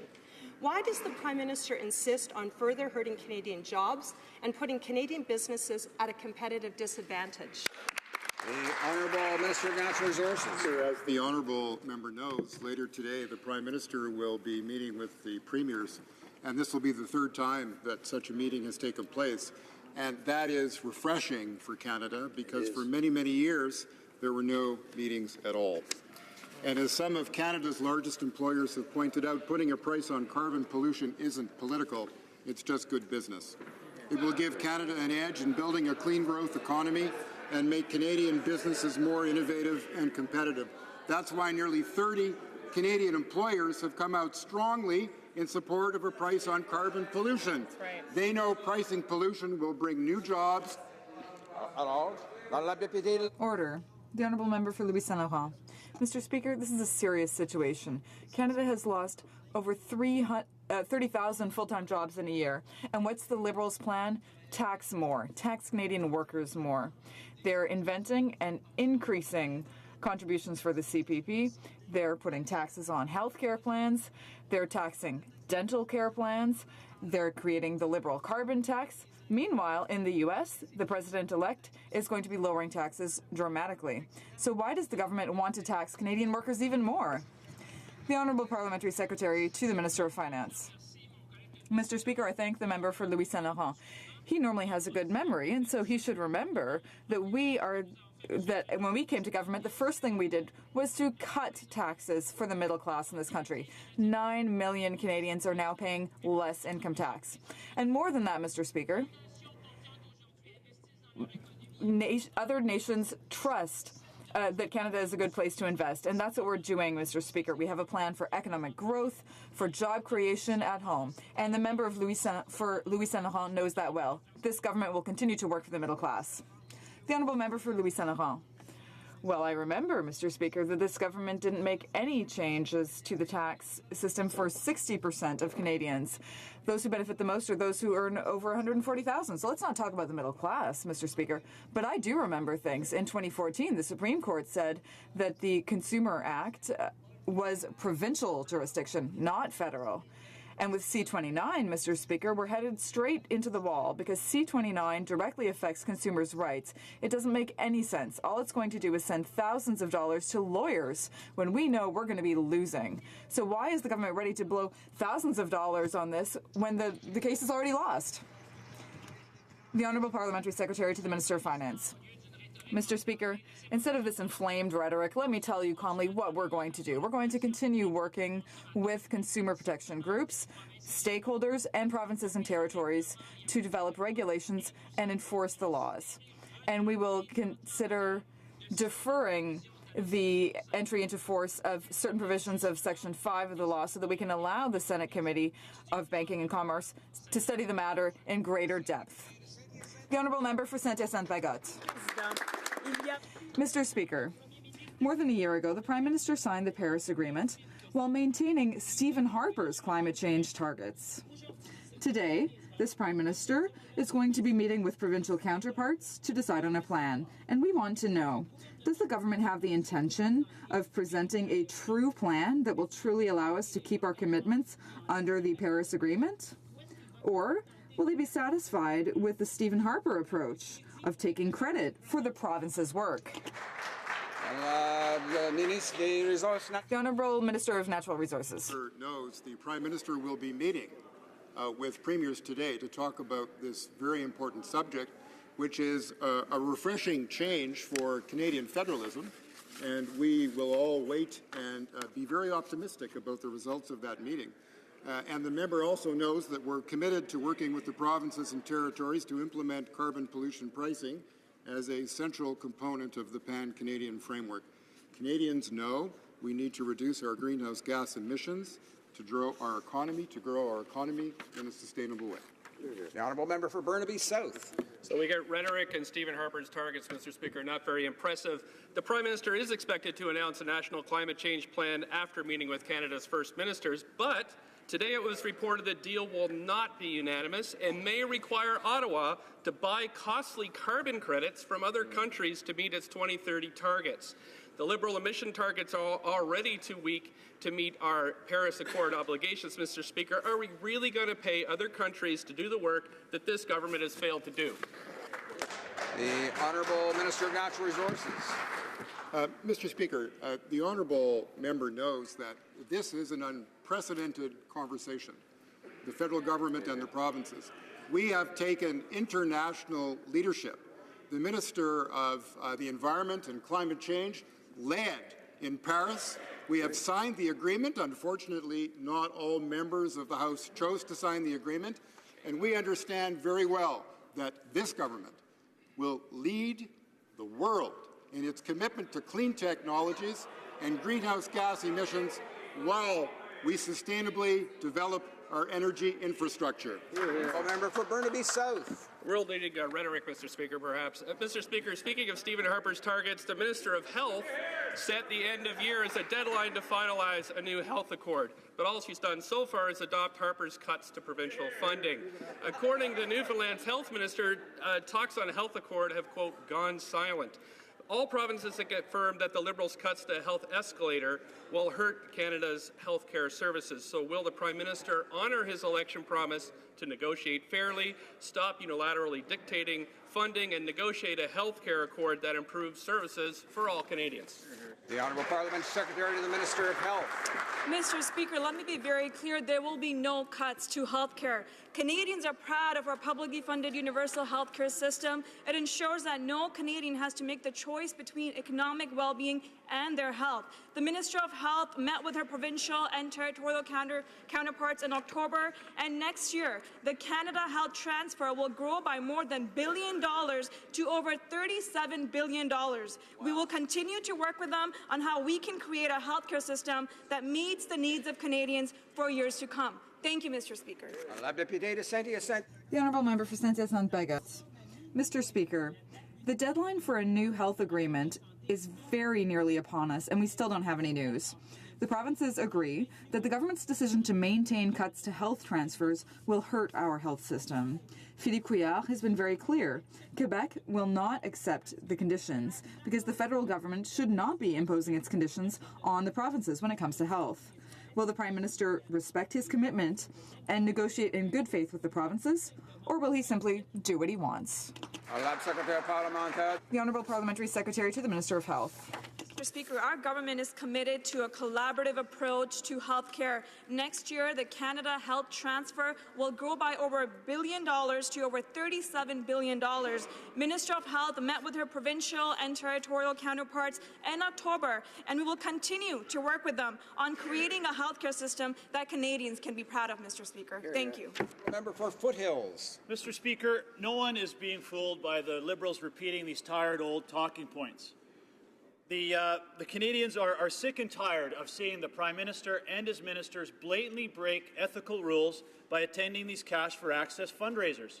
No one should have preferential access to this government simply because they made a large political donation. Mr. Speaker, are the Liberals just that oblivious to the fact that they are breaking ethical rules by asking and making Canadians pay $1,500 to have the ear of the Prime Minister? Or do they think they're smarter than every other Canadian and will simply get away with it? Hear, hear. Honourable Parliamentary Secretary to the Government House Leader.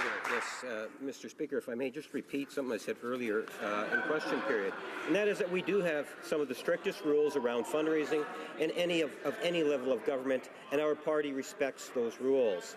The Chief Electoral Officer has stated that Canada's political financing laws are the most advanced and constrained and transparent in the world. Mr. Speaker, in regards to ticketed fundraising events, the Chief Electoral Officer has confirmed that every party and every campaign do them, Mr. Speaker. The Honourable Member for Saskatoon, Grasswood.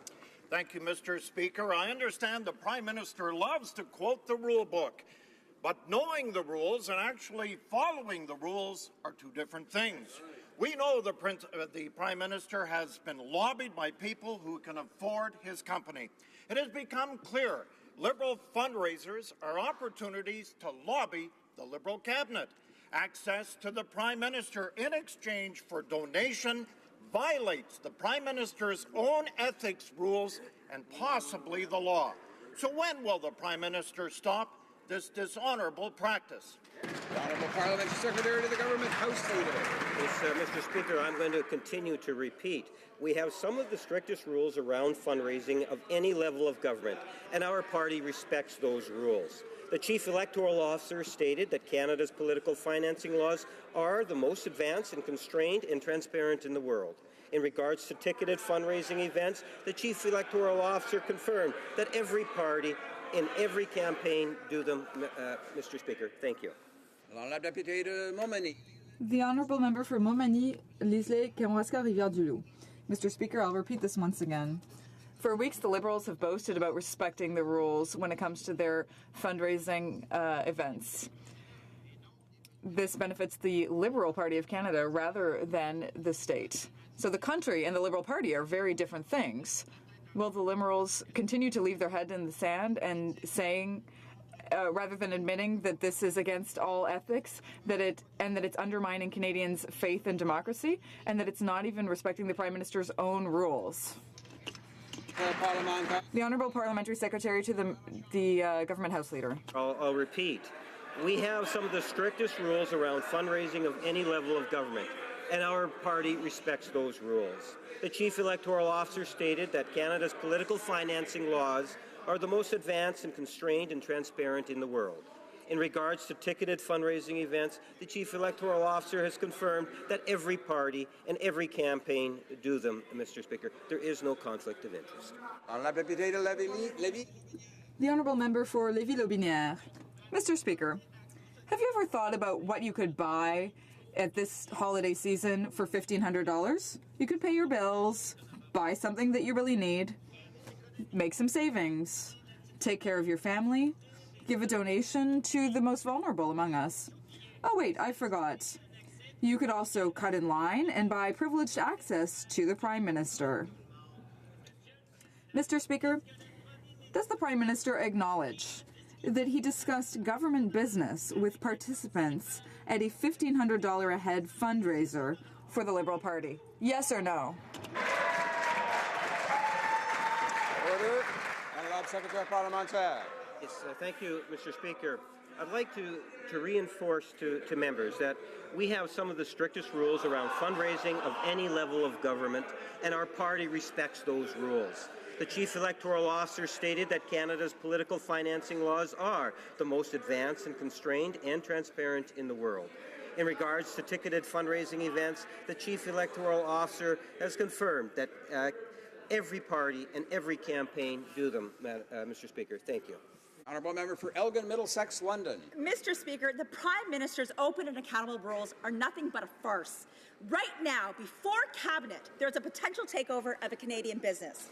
The Chinese official behind this takeover lobbied the Prime Minister on November 7th at one of these Cash for Access events. Seriously, I will remind the Deputy House Leader that this is not about election financing rules. This is about the rules set out by the Prime Minister.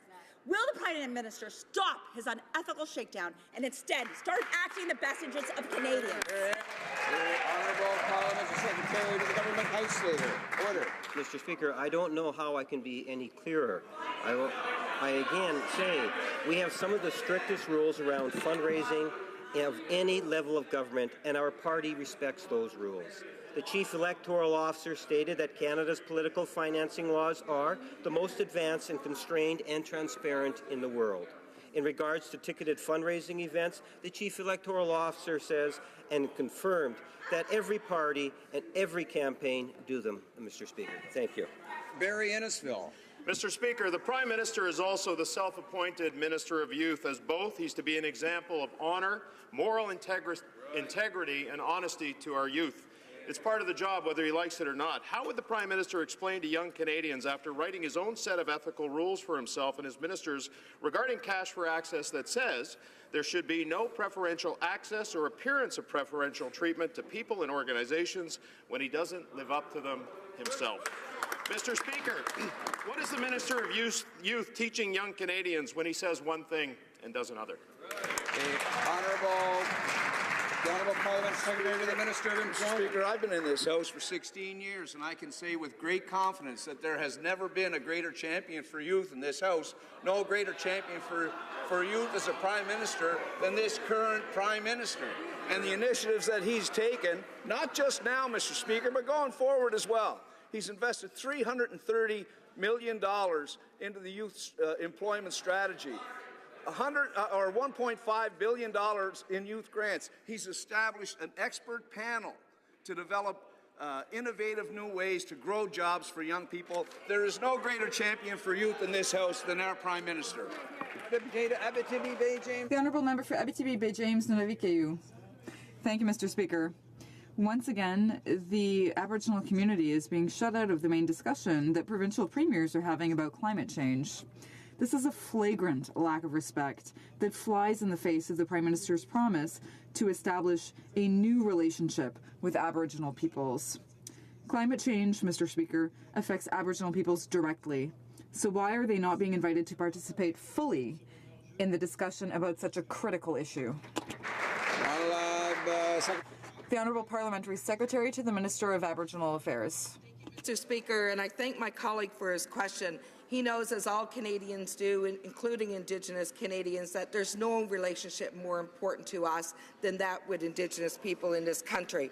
That's why we recognize and we respect the rights of Indigenous people and their knowledge and their expertise on vital subjects like climate change and their impacts. These are the reasons why the Prime Minister today are meeting with First Nations, Inuit and Métis leaders in Canada to seek their input and to ensure that we have that full nation-to-nation relationship. Member for Nanaimo, Ladysmith. You are so right. Our self-proclaimed feminist Prime Minister promised a nation-to-nation relationship with Indigenous people, particularly women. But approving pipelines without consent is not a nation-to-nation relationship. And we see the same unwillingness today. The Native Women's Association of Canada asked repeatedly to be included in today's First Minister's meeting, and the Prime Minister refused. Is this how the Prime Minister treats his most important relationship? Here, here. The Honourable Parliamentary Secretary to the Minister of Indigenous Affairs. Thank you, Mr. Speaker. And I think that it is very clear that we have the utmost respect, and our relationship with Indigenous people is very important to us. That is why the Prime Minister is at the table with the 3 leaders of Indigenous governments in this country today. That is why we continue to seek their input, seek their advice, work in partnership with them, something that has not occurred in our country in the past, but something we are very proud of and will continue to build up on in the future. The honourable member for Haldimand, Norfolk. Well, Mr. Speaker, the small businesses in Haldimand, Norfolk are hurting. They're already facing some of the highest hydro rates in North America, forcing many to close up shop or move to the U.S. But according to the Liberals, that's okay, because they believe that imposing a job-killing carbon tax and spending billions on hot air credits will magically solve the problem.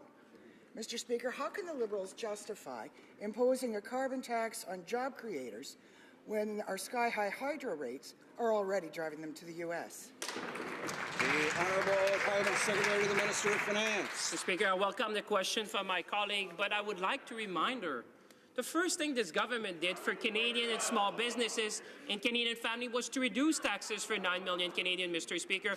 And furthermore, as a confident government, we invested in Canadian families. We invested in Canadian middle class. And I went from Moncton to Yellowknife, Mr. Speaker, and I can tell you what small business want is an economy that's working for the middle class. Because when the middle class is doing well, all small businesses in the country are going to do well, Mr. Speaker. Honourable member for Calgary, Rocky Ridge. Thank you, Mr. Speaker.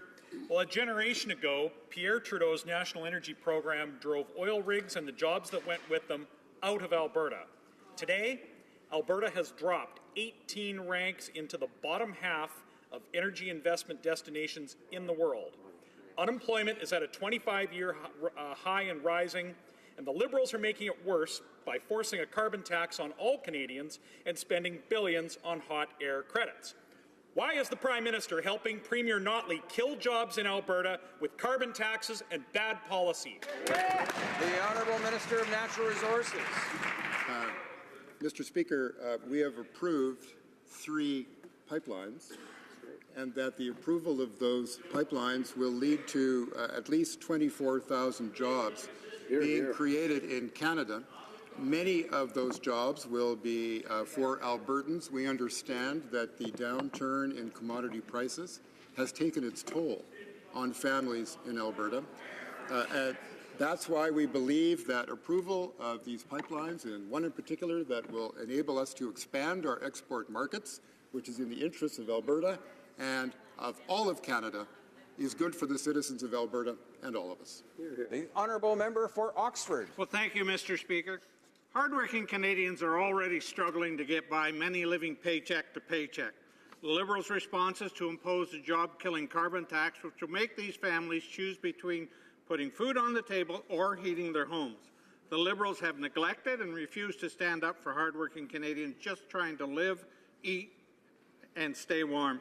Why are the Liberals imposing a disastrous carbon tax on Canadian families that are already struggling to survive? The Honourable Minister of Natural Resources.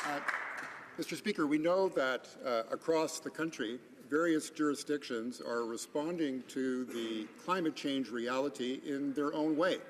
And the variety extends from a carbon tax in British Columbia to the plan in Alberta and cap and trade in Ontario and Quebec. The Prime Minister is now meeting with the premiers, which is such a refreshing change for this country that we have confidence that that cooperation will lead to a better and a cleaner Canada. Honourable Member for Markham Unionville. Mr. Speaker, in my GTA riding, I constantly hear from the families, seniors and businesses how difficult it is to make ends meet with the high cost of hydro. In Ontario, the Liberals implemented their green energy plan.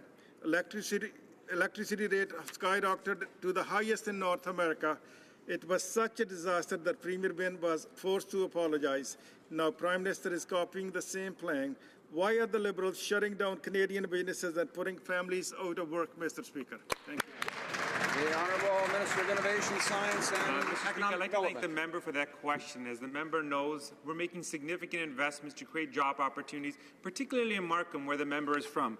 There are 1,000 engineering jobs that will be created by GM Canada there, Mr. Speaker. And you know why? According to the Executive Vice President of Global Product Development, we selected Canada for this expansion because of its clear capacity for innovation, proven talent, and strong ecosystem of great universities, startups, and innovative suppliers. That is how we are bringing investments into Canada, creating jobs across the country and in the riding the member opposite represents. The Honourable Member for Trois-Rivières.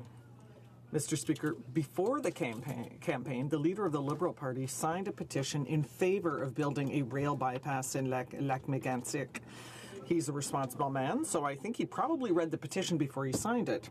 Today, after a year in power, the government is putting on the brakes instead of effectively responding to the citizens of Lac-Mégantic's distress. Simple question, Mr. Speaker. When will the Prime Minister honor his signature and restore its tranquility to the citizens of Lac-Mégantic? The Honourable Parliamentary Secretary. Thank you very much, Mr. Speaker, and thank you very much to my honourable colleague for that question. And our thoughts continue to be with the families of victims of the tragic July 2013 events in Lac-Mégantic. And our government is committed to improving rail safety, and we stand by the people of Lac-Mégantic. The Minister had the honour of meeting with citizens of the area to hear their thoughts and concerns. Furthermore, he was grateful to have Denis Lauzon, the fire chief of Lac-Mégantic, with him as he announced Transportation 2013, a plan that will noticeably accelerate the review of the Railway Safety Act in order to further improve railway safety. The Honourable Member for Drummond. Mr. Speaker, as Canada's 150th anniversary nears, the federal government is announcing a number of major events with great fanfare.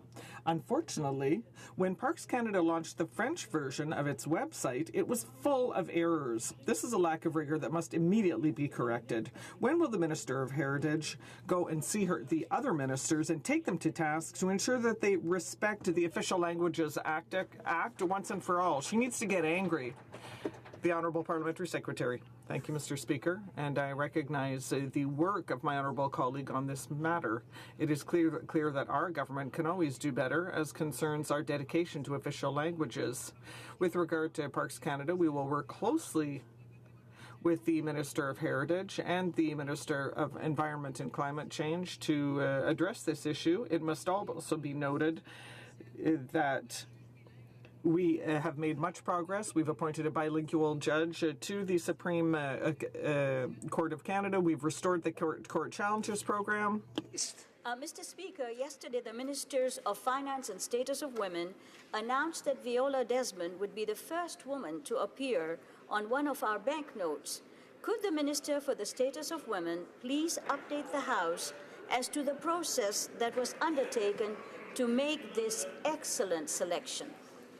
Honourable Minister of the Status of Women. Well, thank you, Mr. Speaker. I'd like to thank my colleague from Don Valley East for the question. And yesterday was truly a historic day as we announced that Viola Desmond will be the first Canadian woman on a banknote. Hear, hear.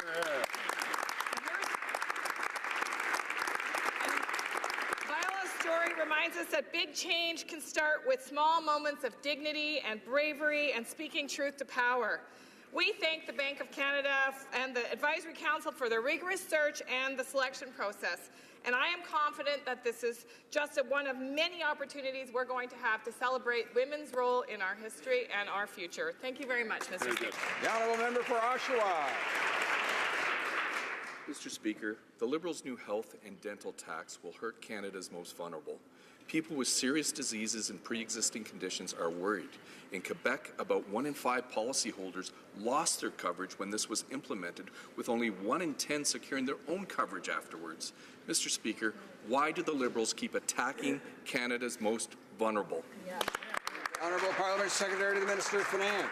Mr. Speaker, I'd like to remind the member we are the government working for those who need in this country, and they voted against every measure we put to help the middle class and those who need it. But let me tell the member what we're doing. We're in the process of reviewing our tax system as a whole, Mr. Speaker, because we are the government of tax fairness. We are not looking at any one particular measure. No decision has been made, but you can rest assured that at every step of the way we will continue to improve tax fairness in this country, make our tax code efficient, and making sure that we always protect middle class in this country. Thank you, Mr. Speaker. Halliburton, Kawartha Lakes, Brock. Thank you very much, Mr. Speaker. The issue of federal immigration detainees at the Central East Correctional Centre in Lindsay is extremely concerning. This provincial maximum security institution was to be used as a temporary holding facility, but now officers are dealing with challenges far beyond their scope. To make matters worse, CBSA is providing extremely limited support. These detainees need to be moved to a federal facility which is properly set up to deal with their unique needs. When will the Public Safety Minister take action and move these detainees? Honourable Secretary of Parliament. Honourable Parliamentary Secretary to the Minister of Public Safety. Mr. Speaker, this is a perfect opportunity to remind members that in June we already announced $137 million to restore penitentiaries so that we will be finding alternative solutions, because we believe that thanks to these this method, that double bunking is the last resort. Mr. Speaker, a year ago, the Indigenous Affairs Minister threw 38 First Nations a pass and they didn't want to share their financial information. In doing so, it threw members into the dark. Their concerns have continued to grow, and they're starting to mobilize. What does the minister have to say to Karen McCarthy, who stated to the CBC, the system does not protect the rights of band memberships? The Honourable Parliamentary Secretary to the Minister of Indigenous Affairs. Thank you, Mr. Speaker, and I think the system does not protect the rights of a lot of Indigenous members in business on reserve as well.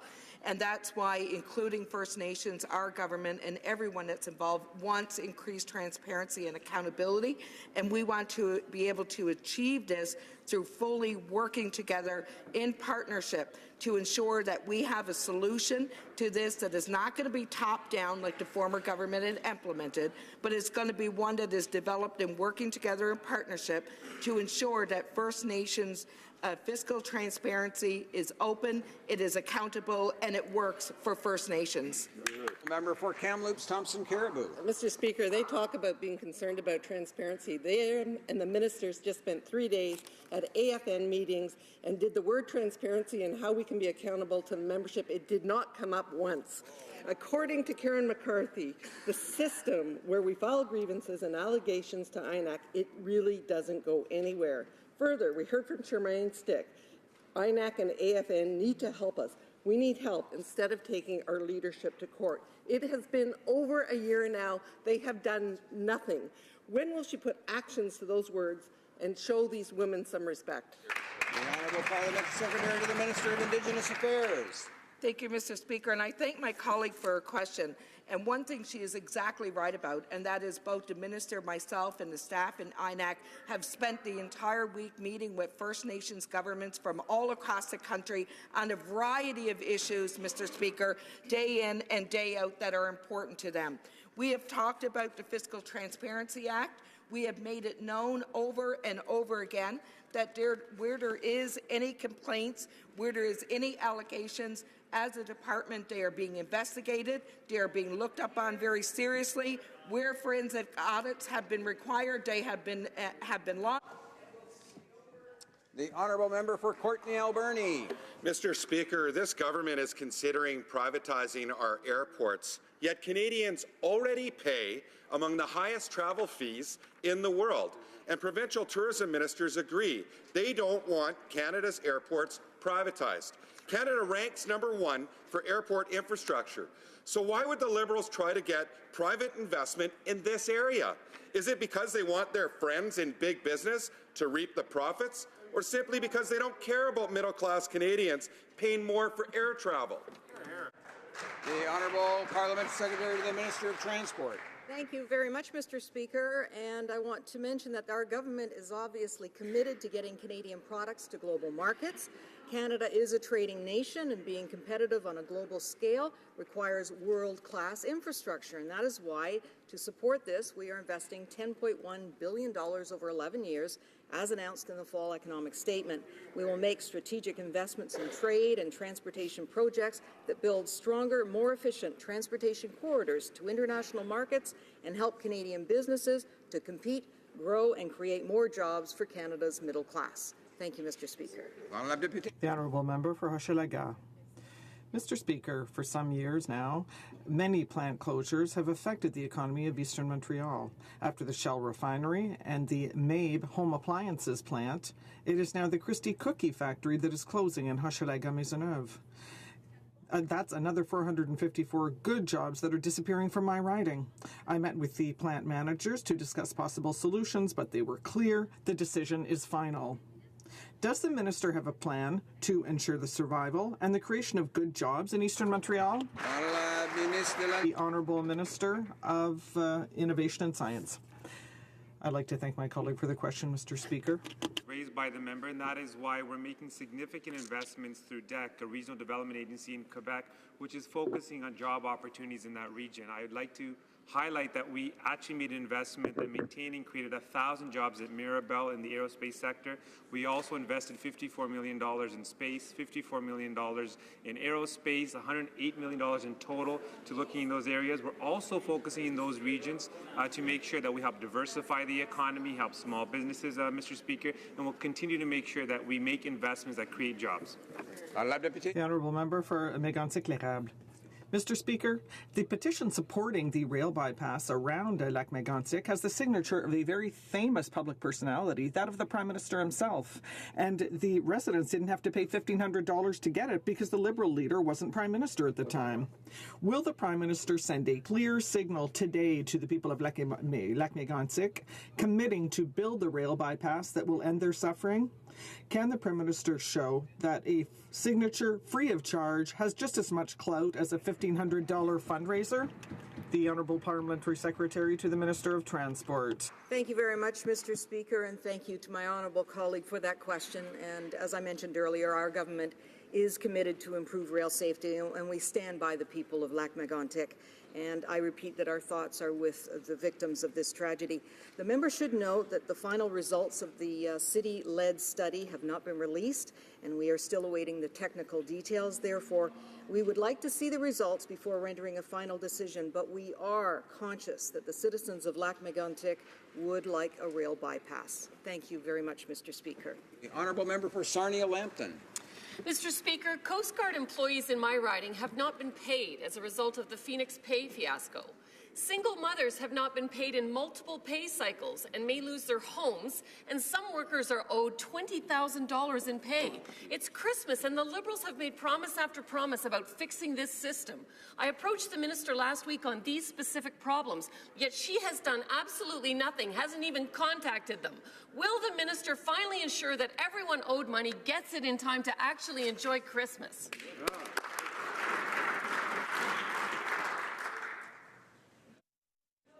That the system, the problems with the pay system are unacceptable. This government is doing a number of things to mitigate the problems, and we are focused clearly on improving the pay system. Resolving these cases is our top priority. Thank you.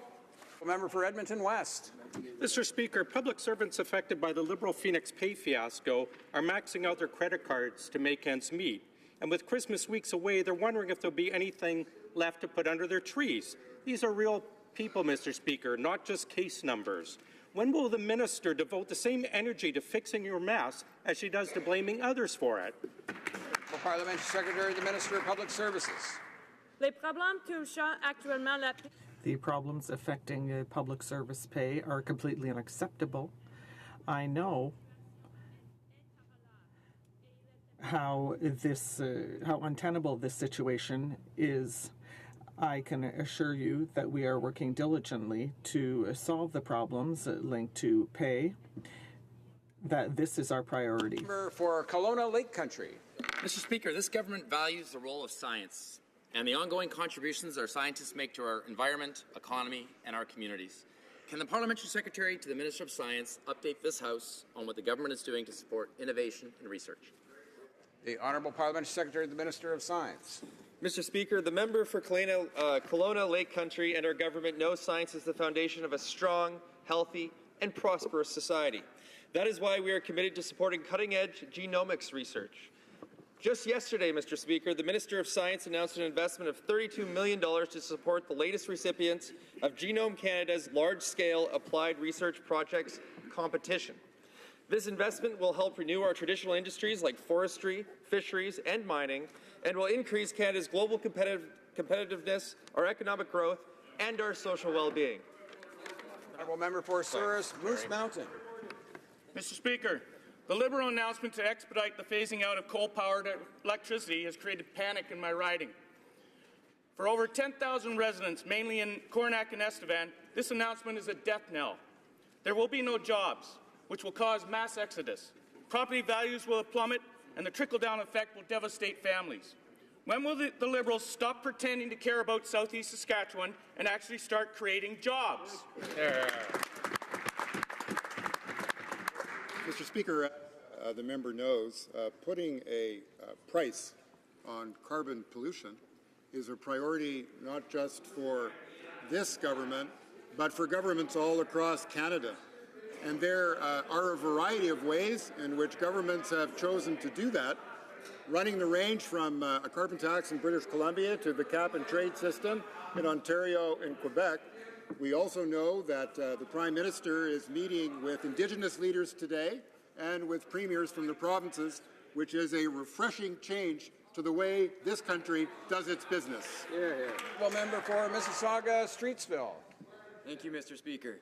This week, the Senate Transportation and Communication Committee released an interim report on the safe transportation of crude oil. The report makes 7 recommendations and calls on the Minister of Natural Resources Canada to modernize the National Energy Board by broadening the board's mandate to ensure effective communication with stakeholders and improve consultation with Indigenous people. Can the Minister of Natural Resources update the House as to the progress our government has made on this important campaign commitment? The Honourable Minister of Natural Resources. Thank the member from Mississauga, Streetsville, and to the members of the Senate Committee for their report and recommendations on this important file. I have appointed a panel of distinguished Canadians to look at ways that we can create the best energy regulator in the world and ensure that Canadians feel confident that their views on energy projects have been heard. The panel will be reporting back to me by May 15th, 2017, addressing concerns head-on and building a process that is more inclusive and transparent. Our energy regulator will make decisions that will carry the confidence of Canadians. The Honourable Member for Beauport, Côte de Beaupré, Île d'Orléans, Charlevoix. Mr. Speaker, Canada's Competition Bureau has raised a red flag concerning the Liberal government's new infrastructure program. All of us, including the 40 Liberal members from Quebec, followed the testimony from the Charbonneau Commission. So why didn't anyone realize that that this type of free-for-all is dangerous and opens the door to collusion? Mr. Speaker, will the Prime Minister take things in hand, or is he waiting for us to call for a commission of inquiry? Honourable Parliamentary Secretary to the Minister of Infrastructure. One thing is clear, we will ensure that our investments respect principles that are dear to us, which is openness and transparency and fairness, and we ensure that our partners undertake a fair procurement process. Mr. Speaker, we are verifying this program on a regular basis, including external independent audits by the Auditor General. We are investing taxpayers' monies responsibly for the benefit of all Canadians. The Honourable Member for La Pointe de l'Île. Mr. Speaker, we know that across the world that institutional bilingualism means that minority languages are undergoing attrition. This has been shown for 40 years, and what is the federal government doing? It is undertaking a promotional tour of institutional bilingualism. They're reinforcing English speakers in Quebec, and they're scattering around a few French services elsewhere in Canada. Do they realize that institutional bilingualism sounds the death knell for the French language in the Americas? The Honourable Parliamentary Secretary. Mr. Speaker, thank you for the opportunity to speak to the dedication of this government to official bilingualism and linguistic duality. The consensus that exists in this country is thanks to our founding people's Anglophones and Francophones. We have built a pluralistic society on these fundaments, and thanks to our dialogue with Indigenous people, we have valued both official languages across the country. That is who we are as Canadians. The Honourable Member for Repentigny. The premiers of Quebec and the provinces are going to be discussing health transfers. We know the position of Liberals. What they are doing is cutting transfers as decided by the Conservatives with the conditions as called for by the NTB, which is the worst of both worlds. Cutting transfers means undermining the care given to patients, and imposing conditions is taking them hostage. Just a few hours away from this meeting, will the Prime Minister finally recognize that health is an exclusive Quebec jurisdiction and reinstate the funding with no strings attached? I would like a clear answer. The Honourable Parliamentary Secretary to the Minister of Health.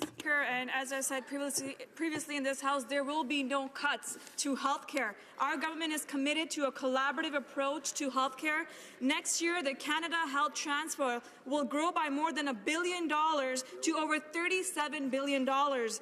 The Minister of Health met with provincial and territorial counterparts in October, and we will continue to work with them in creating a healthcare system that meets the needs of all Canadians, including Quebec. Thank you, Mr. Speaker. The Honourable Member for Joliette. Thank you, Mr. Speaker. Finally, the government has admitted that it is embarrassing to allow banks to undercut Quebec consumers. Finally, with C-29, the government is realizing that its entire section that amends the Bank Act is a problem. So simply, why don't they withdraw this section from the bill? The Honourable Parliamentary Secretary to the Minister of Finance.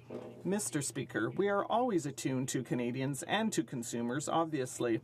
As I have said in this House, the Marcotte decision allowed access to clarify how consumers would be protected with regard to banks and financial services. And that, as we have done, we have modernized the framework that is favorable to consumers. Mr. Speaker, I might remind my colleague that with every measure we have put in place with this bill, we have protected the higher interests of consumers. That is what we announced this morning, and we will continue to do so. Thank you. Thank you, Mr. Speaker. My question is for the Minister of Environment and Climate Change. Lancaster Sound represents one of the most pristine and richest wildlife areas in the world. Its addition to Canada's national marine conservation areas is long overdue.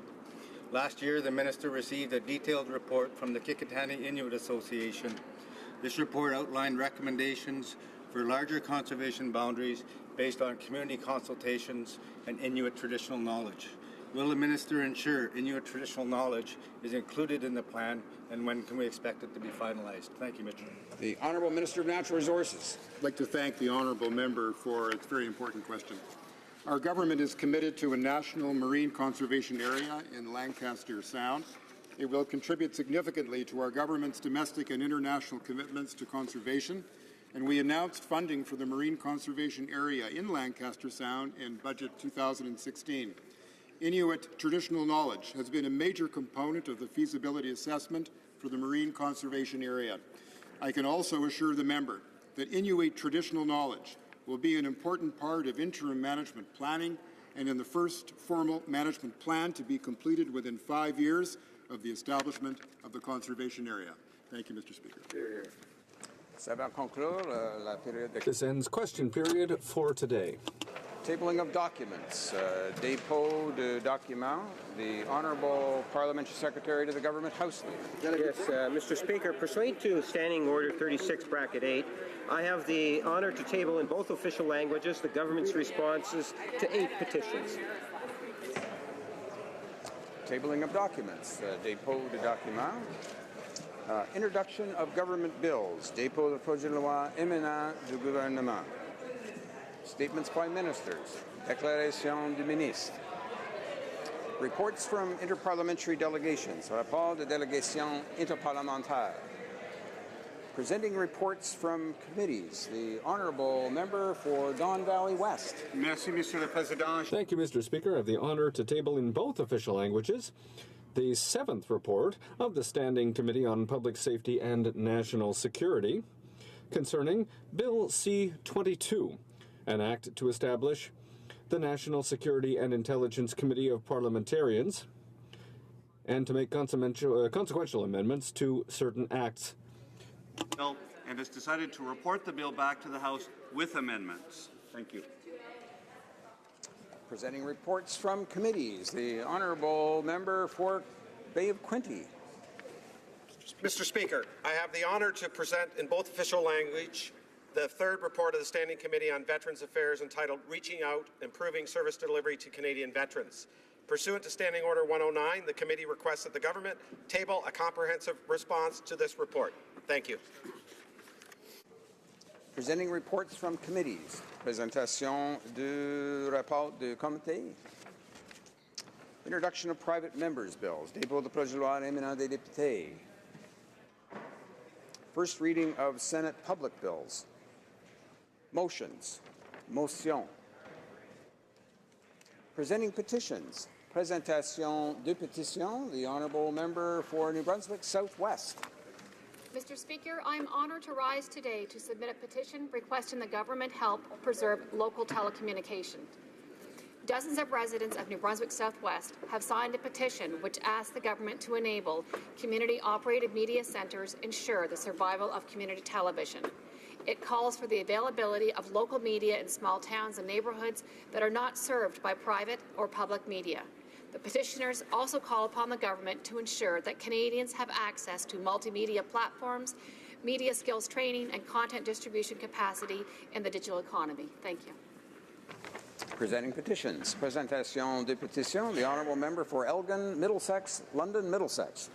Mr. Speaker, I am pleased to rise today to provide this petition signed by so many people in Elgin, Middlesex, London, requesting that the government and parliamentarians make sure that there is a referendum following any changes to the electoral system. Thank you. Presenting petitions. The Honourable Member for Elmwood, Transcona. Thank you, Mr. Speaker. I'm pleased to rise today to present a petition signed by over 130 Mission Gardens residents just last weekend alone. I had the honour of going out with petitioners and can tell you that what they want is some fairness from the CN, Mr. Speaker. Many have lived in the area for 30 years, never had a problem with the main line in their backyard, but CN has made unilateral changes to their operations and have essentially turned their neighbourhood into a marshalling yard. They'd like the Minister of Transport to intervene and make sure that CN is not able to do this. Thank you, Mr. Speaker. Presenting petitions. Présentation de pétition. Questions on the order paper. The Honourable presenting petitions. Question. Okay. The Honourable Member for Willowdale. Thank you, Mr. Speaker. I'm honoured to rise today to present a petition signed by some of my constituents in Willowdale and indeed by other Canadians from coast to coast to coast, requesting that our government modernize our laws regarding blasphemous libel through repeal of Section 296 of the Canadian Criminal Code. Section 296 was first introduced in 1892, largely on the basis of British common law. Under this outlawed law, it has been 8 decades since the last conviction under Section 296 and 35 years since the last charge of blasphemous libel was laid. Blasphemous libel serves no purpose in Canadian law or modern-day society, and very likely contravenes Section 2 of the Canadian Charter of Rights and Freedoms, which protects freedom of expression. Furthermore, blasphemy laws have been abused around the globe to suppress minorities and stifle inconvenient speech. Repealing Canada's blasphemy law would demonstrate, at home and abroad, Canada's commitment to the value of free speech for all. Thank you, Mr. Speaker.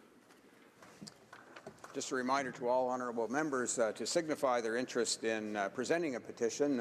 Merely stand up at each question so the chair will have the opportunity to see who's interested in presenting during that part of the rubric in respect to routine business of the House, routine motions rather. We're going to any more presenting petitions. Présentation de pétition.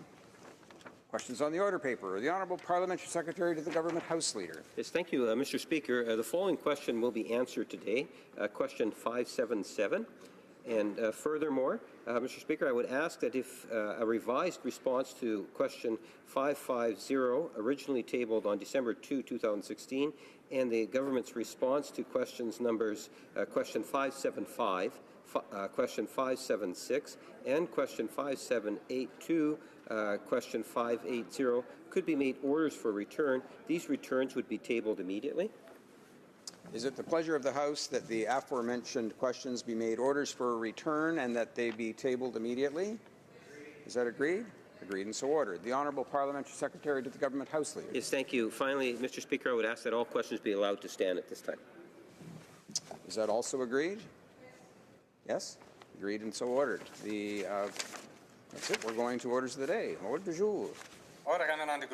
Government orders, government bills, commons. At second reading of Bill C-30, the Canada-European Union Comprehensive Economic and Trade Agreement Implementation Act. Resuming debate, the honourable member for Markham Unionville. Thank you, Mr. Speaker.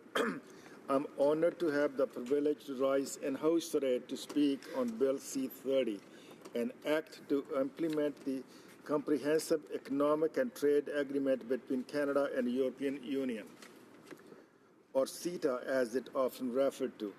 This landmark agreement is the result of years of hard work and welcome the opportunity in bringing the deal as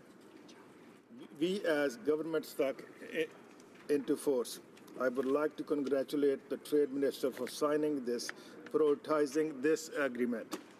I do wish she would do the same for TPP. I wish I could tell her that all the traveling and the absence from the family and get easier, but unfortunately, I can't. However, I am sure they understand, as I do, that the work being done is to benefit their future of those of all Canadians. I would like to thank our Parliamentary Secretary and the work that he has done on this file and for this participation at the Trade Committee. CETA was part of the most ambitious trade agreement Canada had ever seen. The Liberals call it gold standard, which of course include the Trans-Pacific Partnership. Our previous Conservative government, under the leadership of Right Honourable Stephen Harper, the former International Trade Minister, my colleague, the member from Abbotsford, were able to negotiate free trade agreement with 46 different countries. Of course, none of that would have been possible without the tremendous work done by countries' world-class negotiators. And in this case, the CETA, it was Steve Verhul and his team who spearheaded negotiation with the European Union. The amazing results they were able to achieve on the Canada's behalf at time under serious situation and the personal sacrifices they make in order to get job done deserve a tremendous amount of respect and gratitude. The truth is, the work that they do is never complete. Even when agreements were concluded, the boots are always on the ground, helping export here at home at the Canadian businesses who have expanded abroad, integrating deeper into global supply chains.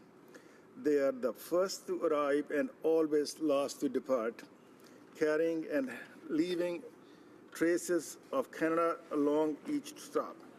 As Member of Parliament, we honor their work, not just reading their names into Hansard, but implementing the agreement they lost sleeps over, ensuring the deals they fought for at the expense of countless days, weeks, and months, always from their families become realized.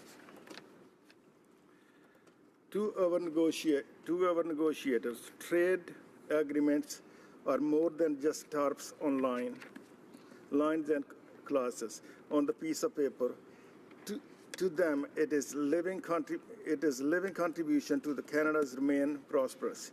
It become part of the DNA and, in turn, a part of our history and success as long-time trading nations. What does that success looks like in terms of CETA? Well, it looks like a full elimination of duties on all non-agricultural goods going into the market over 500 million people. It looks like the elimination of almost 94% of agriculture tariffs when we export our goods into an almost $20 trillion economy. CETA is projected to bring 20% boost in bilateral trade and a $12 billion annual increase to the Canadian economy. To put it in another way, this is equivalent of the adding $1,000 to the average Canadian family income, or almost 80,000 new jobs for the Canadian economy. That will almost make up what the Liberal government has lost this past year so far. The Canada-EU trade agreement is our country's biggest bilateral trade initiative since NAFTA. Let us just hope our Prime Minister isn't as eager to reopen CETA after it has been ratified. CETA is unique in many ways, but the one that stuck out was how involved the provinces and territories were. Never before had provinces and territories been part of international trade negotiations at such a grand level. The Europeans were hesitant at first, fearful that regional concern would slow down negotiations. The fact is the opposite was true. Because of the level of provincial and territorial involvement, we were able to conclude the agreement back in 2014 as one voice with everyone on board. It turns out the same couldn't be said for the EU, as we saw Belgium with Wallonia. Part of that, of course, was the trade minister's incentive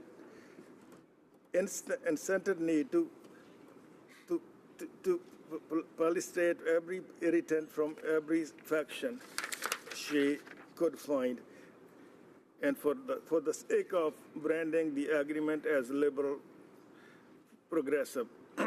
In the end, when we do the side-by-side comparison of CETA between the 2014 version and concluded as the government and the current progressive version, we find that the so-called progressive changes the Liberals made were all rejected out of the gate by the EU Council and its member states. That means the agreement we have before us, when it comes into effect, is essentially what we concluded back in 2014, with the glaring exception now of any arbitration process for the ISDS claims. Our party strongly supports international incentive that will generate increased economic activity, drive prosperity, and create jobs, as well as foster greater cooperation between our domestic democratic allies. 2 minutes, Bob. The Canada-EU agreement emphasized the importance of secure access to international market through a rules-based trading system. It also allows us to establish deeper trading relationship beyond North America. The same can be said for the Trans-Pacific Partnership of the TPP. But why would that be important? Why would that look beyond North America? Well, as part of ambitious trade agreement, which I mentioned earlier, as we know that Canada's export to the U.S. accounts for about 75% of the total exports. This is, of course, has the benefit, but we have the diversity of trade portfolio the same as anyone would diversity a stock portfolio. If we rely strictly on the U.S. market, as we have done for years, when they have a problem, we face the same problems.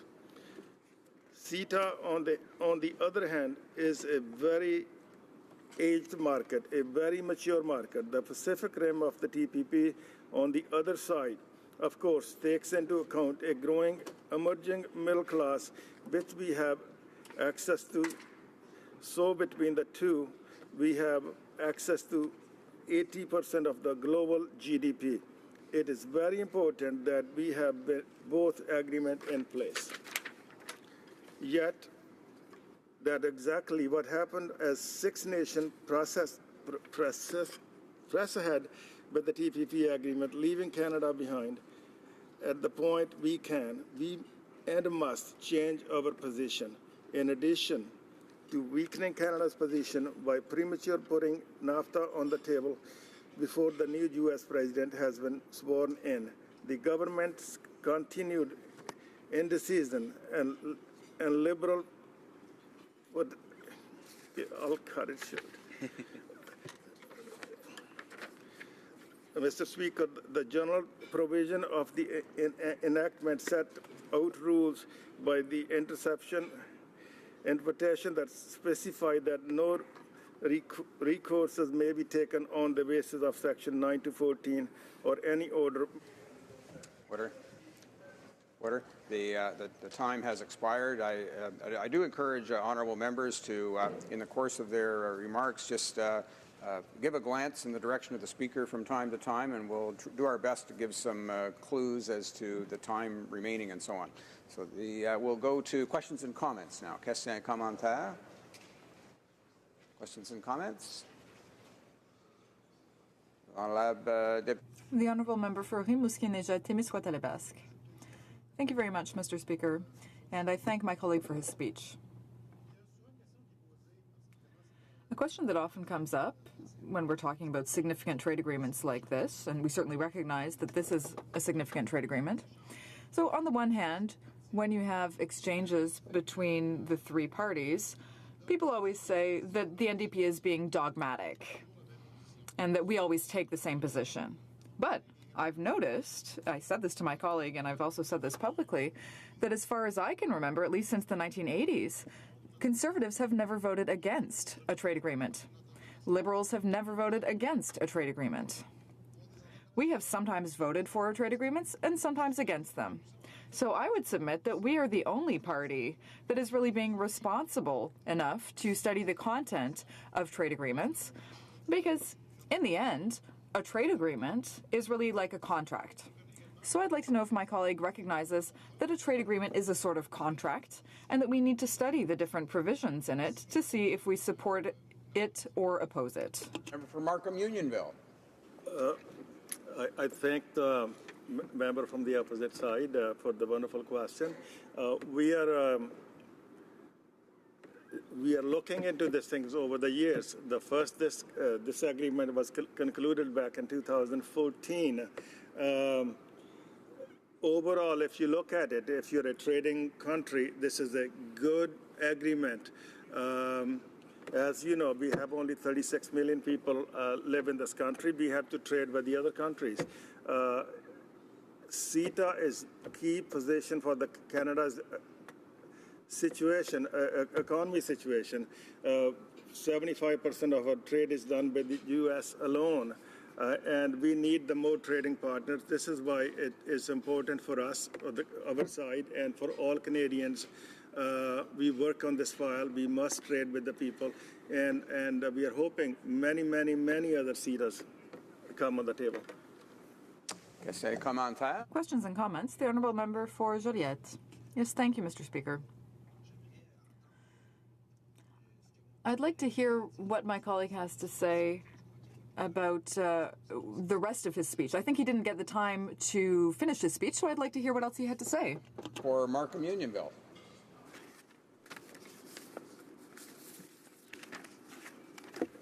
Thank you, Mr. Speaker.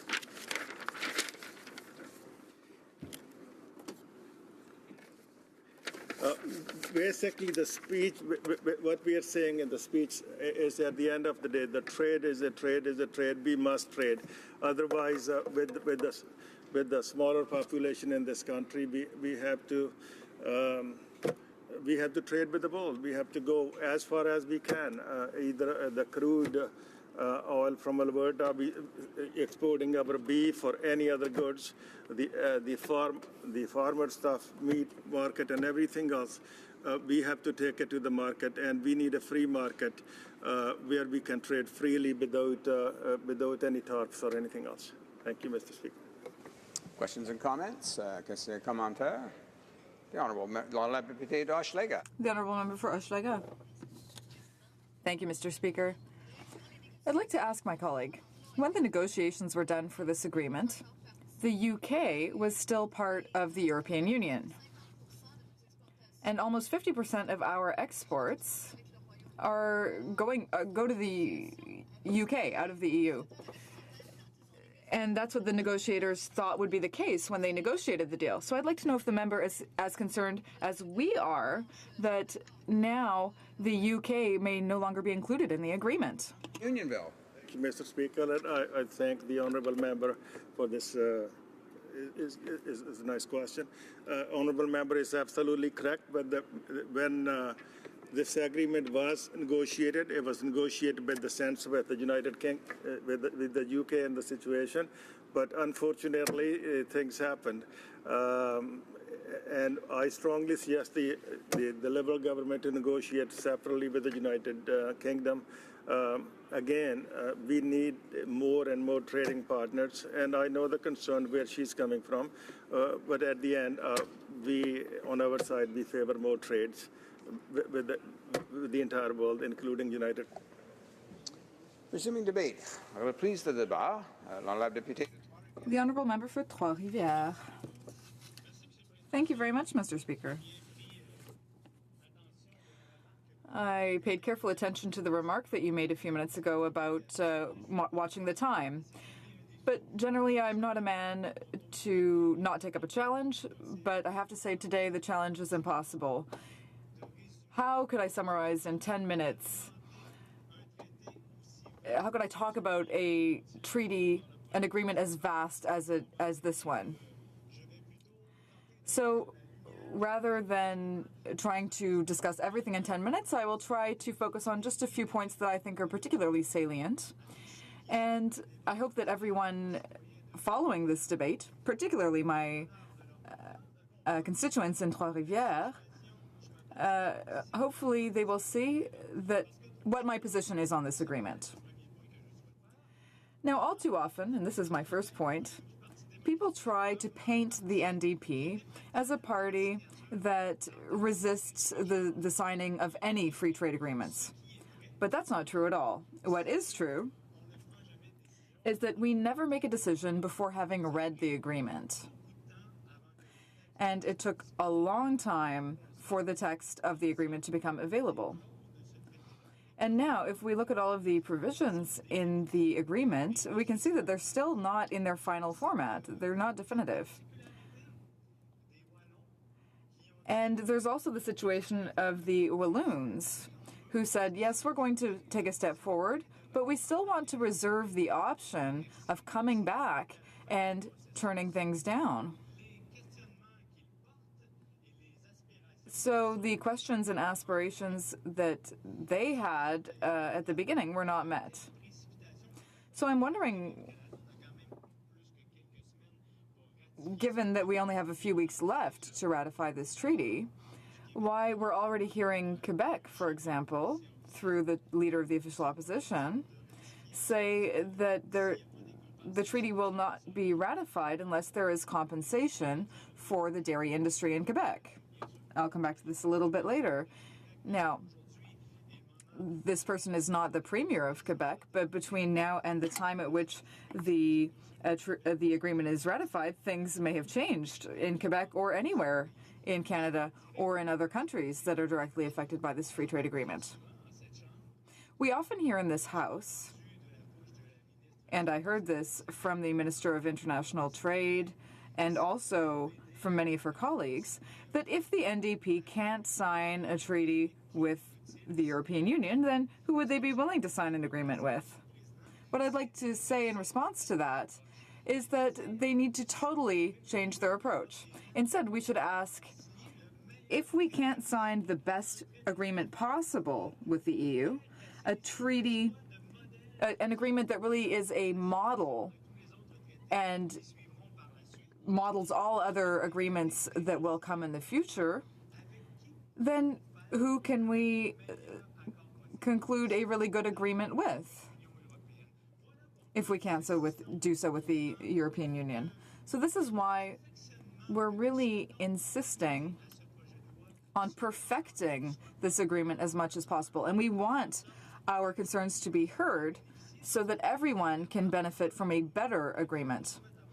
And I think we'll see, as I develop my argument that there will be some consequences for Canadians and Quebecers, and I'm really talking about severe financial consequences. So first, let's take the example of dairy farmers in Quebec. And I choose this example because they're facing a situation that I understand quite well. But the same situation really is being faced by fishers who are facing the same challenges.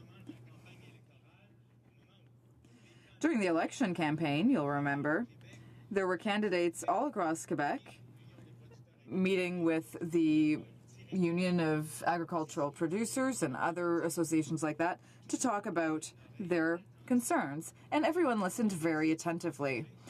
Everyone committed to a certain number of things. And the dairy industry in Quebec is based on the model of the family farm. This is a model that we would like to preserve. When we're talking about a family farm, I'm not talking about a small company. I mean, these are companies that are worth millions of dollars in some cases. So these people have real economic weight, and signing an agreement that doesn't guarantee them a reasonable accommodation and leaves the burden on them, that's not acceptable. In the last Parliament, the Conservative government, who had started the negotiation of this free trade agreement, had committed to compensate dairy producers at a rate of, I believe, something around $4 and some billion. I rarely agree with Conservative policies, but if I had to measure the financial compensation that the previous Conservative government was planning on setting up for the dairy industry and the compensation that the Liberal government is now proposing, it's clear that there's a huge difference between them. Currently, the Liberal government is proposing $350 million over 5 years to compensate dairy producers. So $4 and some billion compared to $350 million over a period of 5 years. And $350 million would be split into two programs. One program is a so-called investment and support program to help agricultural businesses like dairy businesses modernize. So that's only $250 million of the $350 million that would be through that program. And the value of agricultural business in Canada is actually $7 million per farm. So how can they be going forward with such a low amount of money for compensation? And plus, many farmers, dairy farmers in Quebec, have already made significant investments to stay competitive and to ensure that their products are able to get to market at a competitive price. So how will this program really support the dairy industry in the context of the signing of CETA? So there are serious questions there. Now, the other $100 million will be going to the other program. And this $100 million will go toward dairy processing. This is $100 million over 4 years. So, little basic math, that's $25 million a year. And when you factor in the number of dairy processors and their economic weight, we can see that this is really insufficient. And I'm not even mentioning all of the issues that are still outstanding, for example, dye-filtered milk, all of these issues that the Liberals haven't resolved. So the agreement, as it's currently written, is really a catastrophe for dairy farmers, and we need to solve this issue before we can go ahead and ratify it.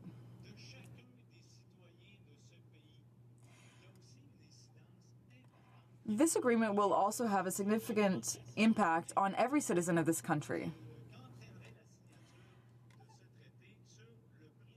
And that is because of the price of medications. We know that we have an aging population, and as a general rule, Statistics show that countries with an aging population don't necessarily have a population of people who are living longer in good health. So this means that we need to grant a significant budget for things like hospitalization, and this is something that we need to take into consideration. If you consider that the price of medications is going to increase considerably because drug patents will be protected further. So in other words, it will take 2 or 3 years more before companies are allowed to produce equivalent generic drugs. Well, that means that every level of government will have to pay more to buy medications. In Quebec, we have a drug plan for all of the population. And there are people in Quebec whose annual income is such that they have to wonder whether they are able to pay for their medication or whether they will have to be able to pay for groceries. So that's another issue that needs to be solved. Now, a third point, which I won't have a lot of time to expound upon, but I might get back to it later, is the investor state provisions. Very brief summary of this. In current free trade agreements, companies have a huge influence, such a huge influence that they are able to bring states before the court if they believe that those states have made decisions that would restrict their ability to do business. So you can imagine all of the consequences of that. But I need to stop now because I can see that I don't have much time left. So I would now be happy to answer my colleagues' questions. Questions and comments. Questions et commentaires. L'honorable député d'Hochelaga. The Honourable Member for Hochelaga. Thank you once again, Mr. Speaker. My colleague spoke about compensation for dairy producers. Under the previous Conservative government's plan, there were $4.3 billion planned for compensation. That's more than the Liberals are currently offering. But even their plan wasn't ideal because it was limited in terms of time. So it wasn't a perfect solution. But what the Liberals are offering is only $350 million compared to $4.3 billion. But in addition to that, it comes with a condition. And that is that dairy producers need to invest.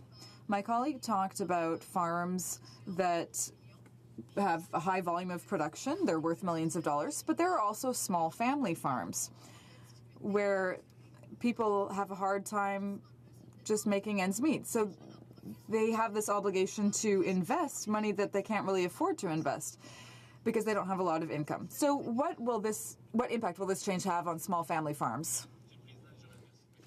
Thank you very much, Mr. Speaker, and I'd like to thank my colleague for her question and also for having completed a sum that she specified, a sum that I had mentioned. It's the plus $0.3 billion. And we saw this with diet-filtered milk. There were small family farms who had to deal with shutting down, who were faced with shutting down, and they had to sell off their farm because they simply couldn't make any profits. So those those farms that are of small size and that are already in trouble simply don't have the means to invest as required by the compensation program, and the farms that can afford to do so, that are in a better situation in most cases, have already made these investments. So they won't be able to benefit from the system either. So what we're seeing is that the Liberals are implementing a very small measure. $350 million is simply peanuts when you look at the scope of the problem. But even worse, it's not going to be used by anyone. It won't be useful for anyone except to give the Liberal government a way to answer a question that we asked them here in the House, but it shows that their program is ineffective.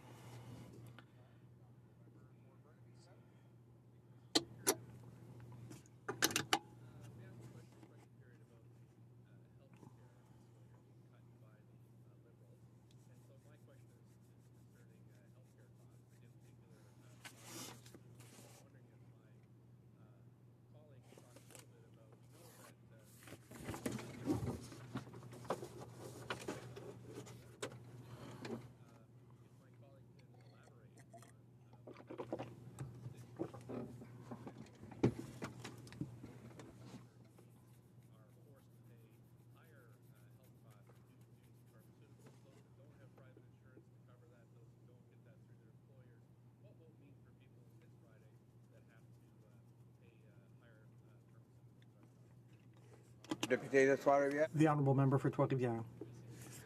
Thank you, Mr. Speaker, and I'd like to thank my colleague for his extremely relevant question. Two important things. For months and years, even the Conservative government talked about it when it was in power, about health transfers.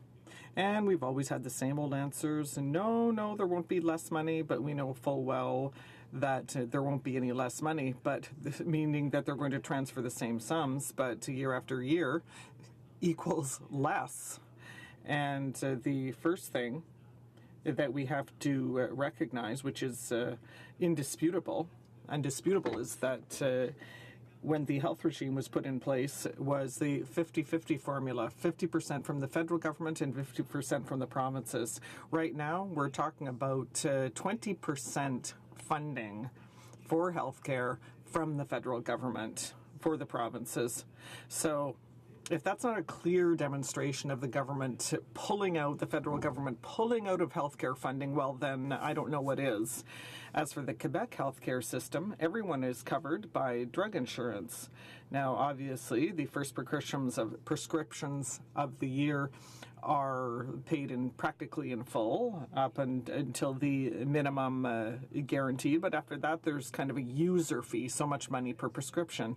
But even with that, at that very low cost, because it is supported by a group within a healthcare plan, there are still people in my riding and across Quebec who have to choose between renewing their medical prescription or depriving themselves of groceries, public transit, and so forth. So the impact is direct and it affects everyone. Resuming debate, the Honourable Member for Hochelaga. Thank you, colleagues. Thank you, Mr. Speaker. My NDP colleagues and I have a number of concerns about Bill C-30, an act to implement the Comprehensive Economic and Trade Agreement between Canada and the European Union and its member states, and to provide for certain other measures. Since the beginning of negotiations with the EU on this agreement, I have the impression, as my colleagues do, that they're hiding things from us. On a trip with the Canada-Europe Parliamentary Association a few years ago, the Canadian delegation discussed this agreement with the European MEPs, and it is clear that the European members of Parliament were better informed than we were. The Conservative government at the time did not want to tell anything, reveal anything to its parliamentarians, even those in its own party, and yet both the Liberals and the Conservatives quickly decided to sign on to this agreement even without knowing any details about it. But for us in the NDP, Mr. Speaker, the fact that Canada is opening its trade borders to Europe is too important for us to take lightly, but that's what the government is asking us to do. Even though the NDP is in favour of strengthening our commercial ties with the EU, major concerns remain, and many questions are going unanswered about this agreement. On the one hand, the government is asking us as parliamentarians to ratify an agreement, even though certain EU states have clearly specified that the ISDS provisions need to be amended or deleted before ratification. We all remember that in October, the regional Wallonia government prevented Belgium, and thus the entire EU Parliament, from signing the agreement, and then agreed to sign it as long as it could conserve its right to refuse to ratify it if their conditions weren't satisfied. So they're asking us to ratify a draft agreement. It's not even final yet, and to ignore the concerns that were raised on the other side of the Atlantic, whereas at the same time, we are raising concerns as well. Mr. Speaker, we're not going to give a blank check to the government in order to finalize the last details of the agreement without being able to study it before it is implemented. And to make things even more absurd, I'd like to remind my colleagues that 42% of Canadian exports to the EU go to the UK. And the concessions made by Canada in negotiating this agreement were based on the hypothesis that the UK would be signing on to this agreement. But the Liberal government did not reassess the net benefits of an agreement with the EU without this important trading partner for Canada, which could withdraw further to Brexit. I would also like to talk a bit more about this point in detail. We are being asked to ratify an agreement that creates an important breach in supply management, and that throws many farmers, including dairy producers, into insecurity. Mr. Speaker, supply management brings balance to the market. It allows dairy producers to collectively negotiate a price and to plan the total production of milk in order to meet consumer demand. Unlike what is happening the world over, Canadian dairy producers can sell the product of their hard work at stable prices which are not subject to market fluctuations.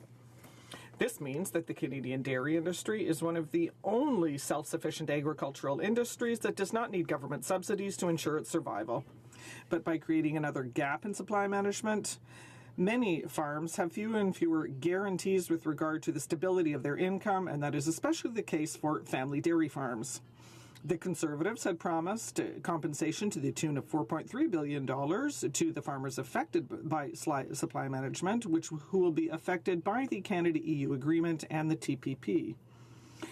The Liberal government, when it came to power, decided to create a fund of $350 million for dairy producers. According to the Dairy Producers of Canada, this amount will not compensate the sector given the losses that will undergo, according to CETA. CETA will result in the expropriation of up to 2% of Canadian dairy production. This represents 17,700 tons of cheese that will no longer be produced in Canada. That's the equivalent of the total annual dairy production of Nova Scotia, which will cost Canadian dairy producers up to $160 million per year in perpetual income loss. In other words, the sums announced are insufficient to compensate the losses that Canadian dairy producers will undergo because of CETA. I think it is important to talk about the reality being experienced by small family farms who produce milk, which are disappearing across this country. I met with Mr. Viateur Soucy in June at a protest or a demonstration that was taking place here before Parliament, calling on the government to protect supply management and farms. The protesters were worried about the entry of dye-filtered milk into the country and the effects of the TPP and CETA on dairy farms. He had gotten into his tractor. He's 73 years old, and he drove to Ottawa with dairy producers from across Quebec and Canada. In Nouvelle, in Chaleur Bay, in the Gaspé Peninsula, the Soucy family has been operating a family farm for 3 generations. When Viateur, who was the elder son of the family of Ovid Soucy, took over the farm from his father with one of his brothers, he decided to convert it into a dairy production in the 1970s because he sought to ensure a secure income for his family. Mr. Soucy was right, up until now at least. Considerable investments were made to modernize the farm facilities, in investments in the animals, in machinery, new fields for the animals, and especially in production quotas, which are not inexpensive. As long as supply management was maintained fully, Mr. Soucy had an income. He had an opportunity that many farmers did not, which is to be able to hand the farm down to the next generation. Obviously, it's easier to convince the next generation that they will have a secure income. So he had the opportunity to see one of his sons, Michael, take over in 2004. So now it is Michael who's undergoing the stress due to the decisions that this government and the former government made. Michael was not very happy with the government's decisions. I asked him what he thought about the compensation announced by the Liberals, and I will not be able to quote him here because he was really unhappy.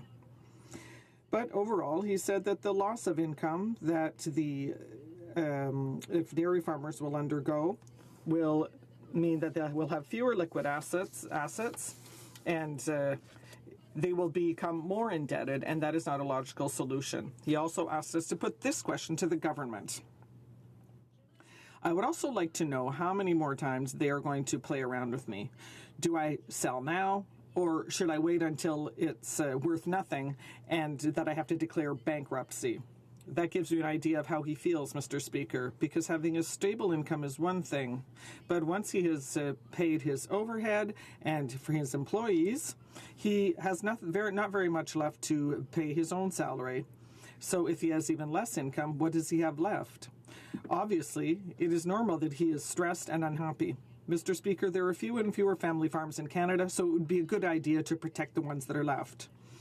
The problem with accepting this attack on supply management and offering compensation is that this decision could be overturned with a change of government. And when we see how many promises this government has broken, we might wonder whether someone might wake up one morning and say, well, you know, maybe they'll decide to cancel the compensation too. There might even be a lobbyist who pays $1,500 to have access to a minister to ask him to cancel this compensation. If supply management was maintained in its current form, this would not happen. Mr. Speaker, this agreement has too many questions with no answers and negative impacts on the Canadian economy and on Canadians for the NDP to support it. That is unamended. According to Maud Barlow, the national president of the Council of Canadians, since this process could take another 5 years in Europe, why is it so urgent for the government, except as a photo op? More in-depth public consultations on CETA are required, just like the government did with the TPP. So why is this so urgent? Mr. Speaker, the Minister of International Trade often says when she talks about softwood lumber that she wants an agreement, but not just any agreement. Well, that clearly summarizes the position of the NDP concerning CETA, and we want a good agreement, but not just any old agreement. Thank you, Mr. Speaker. The honourable member for Sarnia-Lambton. Well, thank you, Mr. Speaker, and thanks to my colleague for a great speech. One of the things that she pointed out that I do agree with is that although it's important to have trade deals, it's of absolutely no use if they're not kept or if you can't resolve the disputes that are associated with them. And this government's had over a year on the softwood lumber and has accomplished nothing. And I think the diafiltered milk, we've seen nothing on that as well. And so if they can't even, sort of keep to the agreements that we have, I have the same concern that maybe if we get into this European deal and there are disputes that the government will do nothing. And I wondered if the member could comment. The honourable member for Hochelaga. Well, if we talk about disputes like that between governments, well, and how the Liberal will solve those disputes, as my colleague said, concerning softwood lumber, that's one thing. Now, obviously, they've been negotiating for a long time and nothing has happened. And they've been negotiating with Europe for a long time and nothing has happened. And as I said earlier, even our members of Parliament didn't know what was going on, so that's a problem. And when we talk about disputes, I'd like to respond to another question concerning the ISDS provisions. This type of dispute resolution mechanism, for example, Chapter 11 of NAFTA, gives rights to multinational corporations who have no obligations to go with those rights. And on the contrary, it imposes obligations on member states who have no rights. So Canada loses the opportunity to protect its environment if a multinational corporation wants to sue Canada. And that happened with shale gas in Quebec. So we have to solve that problem before we sign the agreement. The honourable member for Hamilton Mountain. Thank you, Mr. Speaker. And I thank my colleague for her speech. It was very well done. One of the further issue and a concern is to us that Newfoundland and Labrador could expect major losses for fish processing.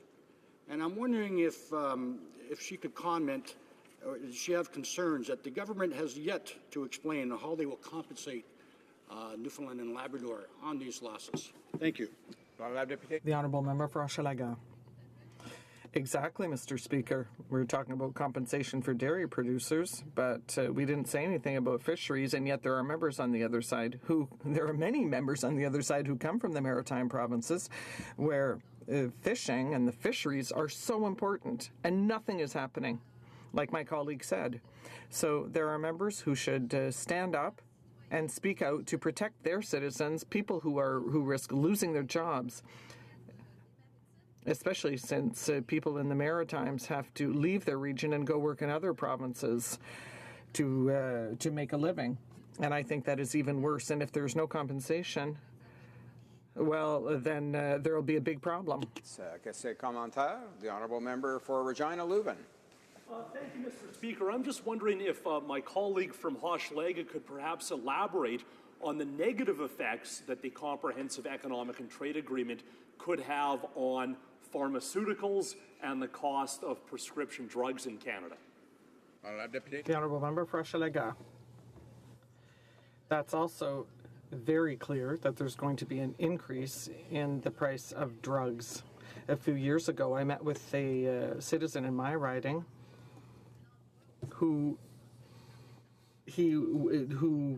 came from a place where he was subsidized by the state, but what the state gave him paid only his rent and barely covered his groceries. There was no money to buy subway tickets or to travel around the city, and that this person needed medication. So if there was no money to pay for subway tickets, obviously he had no money for medication either. And there are a great many senior citizens who have to take their pills and cut them in half because they don't have enough money to refill their prescriptions.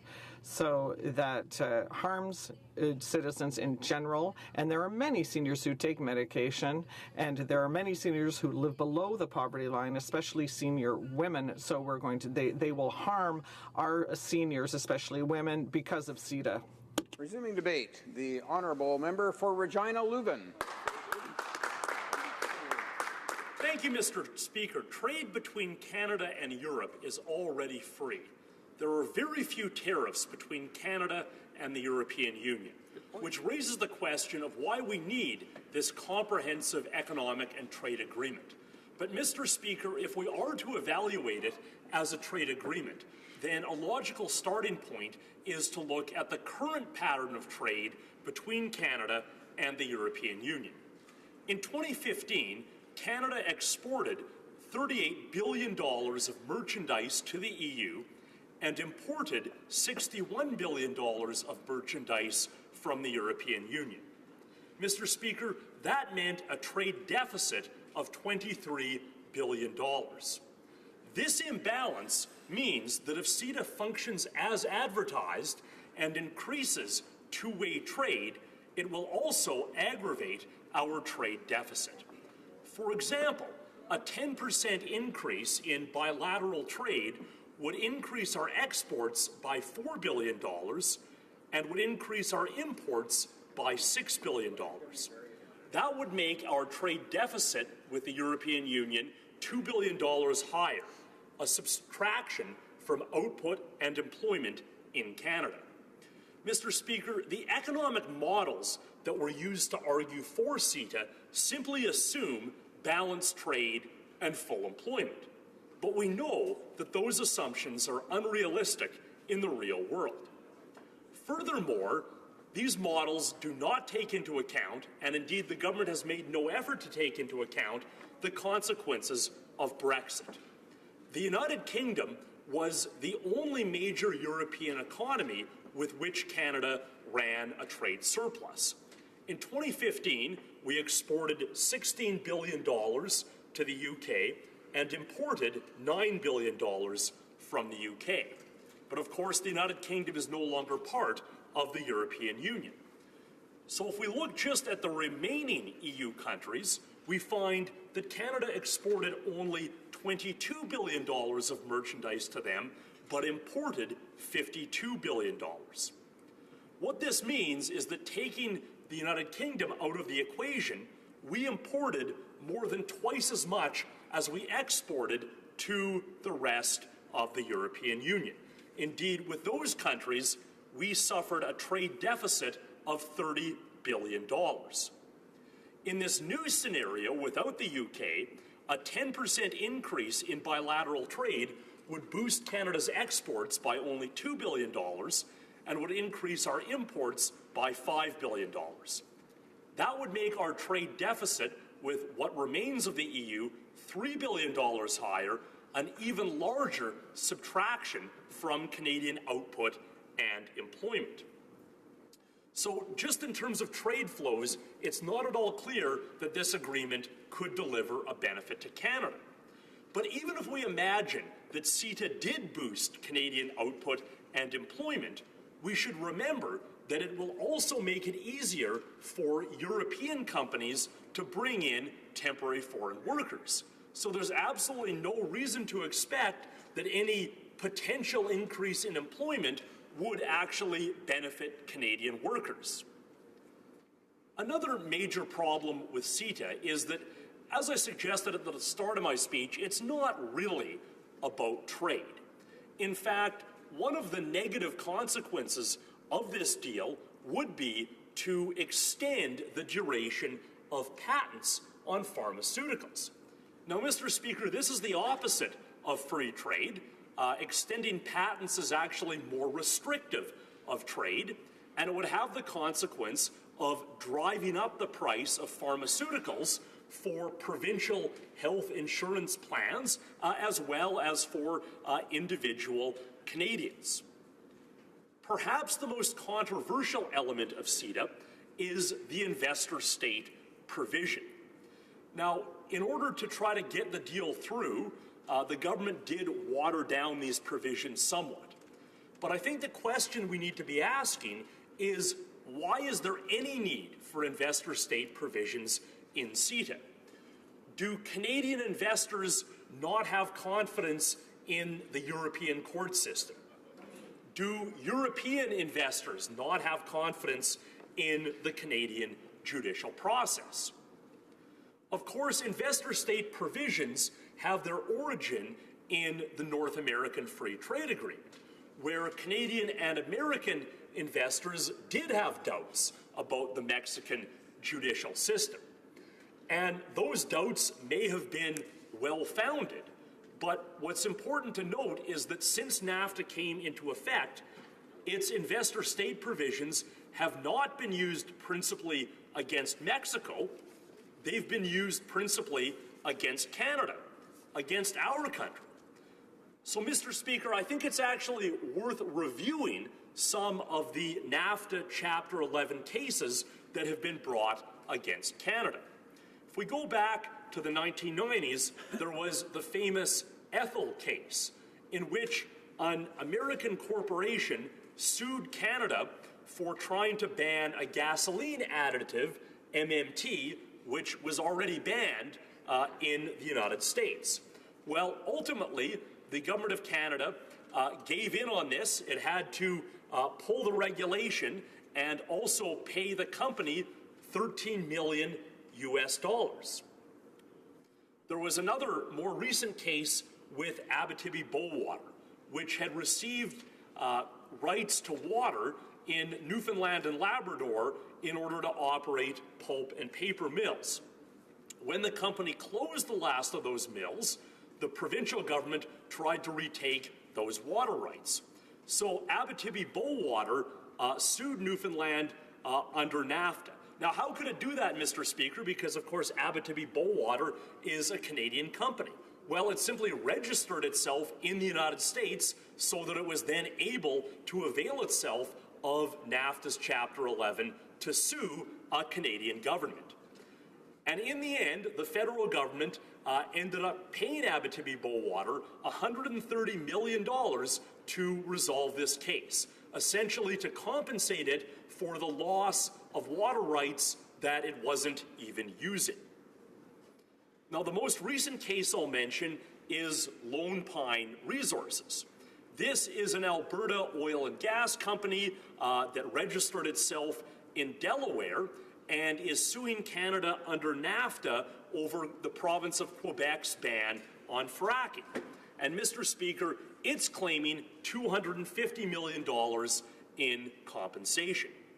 So we see that in all of these cases, and there are many other examples, what's happening is a foreign company is using the investor-state provisions to challenge a democratic law, regulation, or public policy that might arguably impinge on some opportunity to generate future profits. But the full extent of the damage cannot really be captured with specific cases, because for every case where there's actually a dispute under NAFTA, there's many other cases where the government decides not to go ahead with a new regulation or not to strengthen a public safety standard for fear of one of these investor-state challenges. So, Mr. Speaker, these investor-state provisions also have a chilling effect on public policy in our country. So we've had all these problems with investor-state in NAFTA. We don't have any problems or any real objections to the European judicial system. So why would we try to put investor-state provisions into the Canada-Europe trade agreement? It just doesn't make sense, Mr. Speaker. It remains possible that the European Union will not be able to fully ratify the deal for this reason. But I think the point we should be considering is, why would Canada want to impose more of these investor-state provisions on ourselves anyway?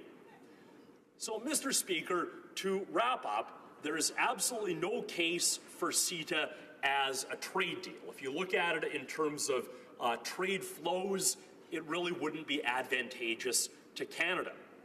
Furthermore, the agreement has a number of other negative provisions, such as temporary foreign workers, such as extending pharmaceutical patents, such as investor-state disputes that have nothing to do with trade, and that's why the NDP is opposing this bill. Thank you. Questions and comments. Question commentaire. The honourable member for Central Okanagan, Similkameen Nicola. Thank you, Mr. Speaker. And obviously, investor-state resolution processes are important, although it should be noted that if a country does treat foreign nationals in a way that's arbitrary, they can either use the resolution process or they can go to a court. And I think it's important to recognize that. Here in Canada, we treat everyone equally unfairly, and it's only when a government, whether it be provincial, local, or federal, actually treats a foreign company different than it would Canadian. So, Mr. Speaker, does the member here say that we should actually treat foreign nationals less fair than we do other Canadians, or should everyone operating in Canada be given the same rights to work under and to follow good laws? That's my question. The honourable member for Regina Leuven. Well, Mr. Speaker, I'd start out by pointing out that in a couple of the cases I mentioned, it was actually Canadian companies that were just reconfiguring themselves as foreign corporations in order to use the investor-state provisions. But this isn't really about discriminatory treatment. This is about public policies, laws, and regulations costing a company that happens to be foreign or that's able to characterize itself as foreign some kind of future profit opportunity. So, Mr. Speaker, yes, the Canadian court system would certainly uphold the rights of foreign investors, and I think the European court system would uphold the rights of Canadian investors. What we don't need is to create a special tribunal process that gives special privileges to foreign investors. Thank you. Question commentaire. Questions and comments. The honourable member for Burnaby South. Thank you, Mr. Speaker, and I very much enjoyed my colleague's speech. I think he has a very in-depth knowledge of this, not just this trade deal, but many other trade deals, and I think that's the kind of discussion we need here in the House. We hear the pros and cons on both sides that are well informed, and I'd like to thank him for contributing today. I had two things that struck me while he was speaking that I'd perhaps like him to comment on if he cares to. The first would be, to me it seems when this deal was starting to be negotiated, Britain was in the EU, it was pre-Brexit.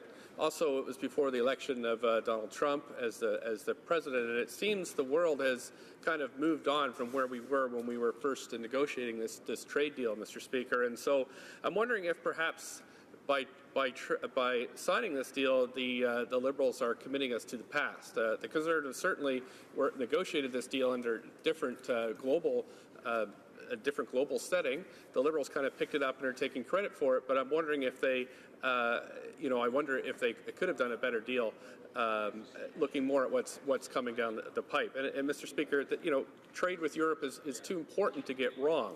So I'm just wondering if my colleague could perhaps just comment on the Brexit side of things and how the world's changed and how Canada might suffer if we sign this agreement. Thank you, Mr. Speaker.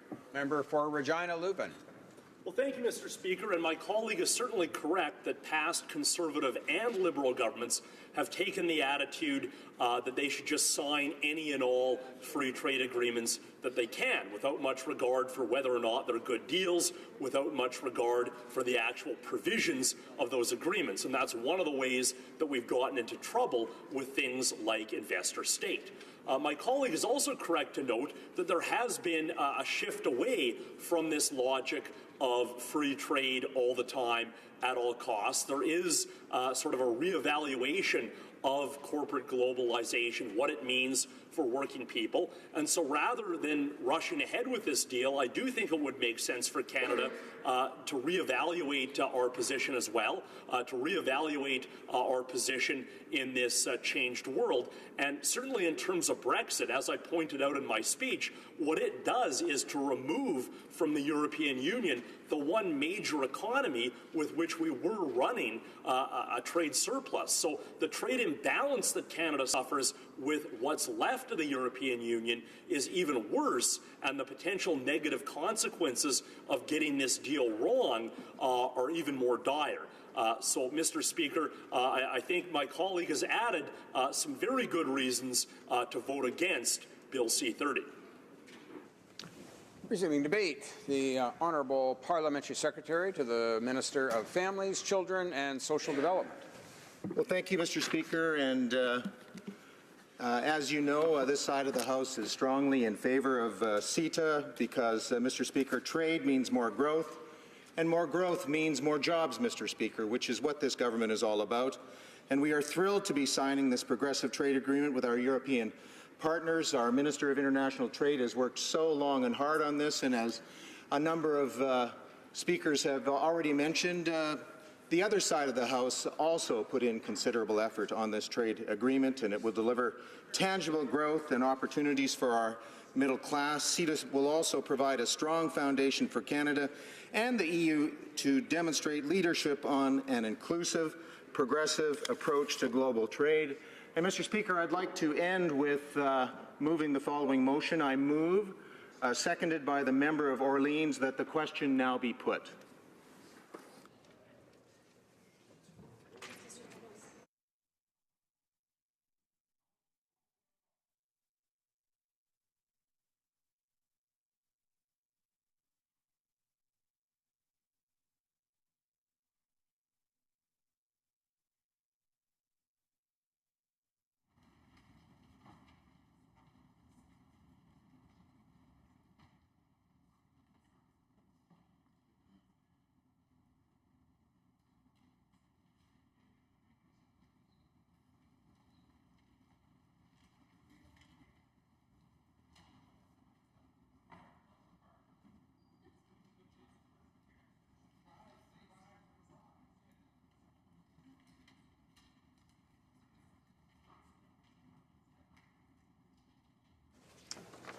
Mr. Dogood, seconded by Mr. Leslie, and moved that this question be now put. Questions and comments? Questions and commentaires? Questions and comments? La députée d'Hochelaga. The honourable member for Hochelaga. Yes, Mr. Speaker, this is incredible. We're in the middle of debating, and in my own speech I talked about the problems that we had. We said that we wanted an agreement, but as the minister across the way has said, not just any agreement. And now, well, the government had said that we were going to be able to speak for as long as we wanted on this agreement, which is so important, and now they've decided to end debate. So I would like to know why all of a sudden the government is deciding to end a debate when we're not even sure that this agreement is going to be signed in even the next 5 years. Why is it why the hurry? Honourable Parliamentary Secretary. Mr. Speaker, I thank the honourable member for the question. And Mr. Speaker, CETA has been long in coming. There's in fact been 10 years of discussion on this signature agreement between the European Union and Canada, Mr. Speaker. It provides great benefits for both the European community and our country. And, Mr. Speaker, it's going to be a very good thing for jobs and growth in our country. Thank you. Questions and comments? The Honourable Opposition House Leader. Well, this is very disappointing, and I mean on this Conservatives very much support trade deals and recognize how important they are. In fact, we were the party that actually negotiated and got this trade deal done. It just is actually unbelievable that the Liberals are squandering away the goodwill and the trust that had been established. And it really begs the question of how much disrespect do they think that this Parliament, that this House will be able to endure when they create this kind of poisonous atmosphere. So, Mr. Speaker, I'm very disappointed in this, and I really don't know what they are trying to accomplish except to try to bully and push everything through that they can. Parliament Secretary. Mr. Speaker, as the honourable member knows, this does not end debate. And I would really just go back to my main point, Mr. Speaker. This is a very good deal for Canada. Our international trade minister has worked so very hard on this over the last year. The previous government didn't get it done, Mr. Speaker, but our government is getting it done. Thank you, Mr. Speaker. Questions and comments? The Honourable Member for Drummond. Thank you, Mr. Speaker. And I'm really more than surprised. I'm shocked. Shocked to see this attitude from the government. We're debating not just any old bill here, but an agreement with Europe, an economic agreement with Europe. It's very important, Mr. Speaker, and for the NDP, this agreement is it's a very important, it's a very major thing, and that's why we have questions to ask at the NDP. That's why we are raising issues. That's why we want a good agreement.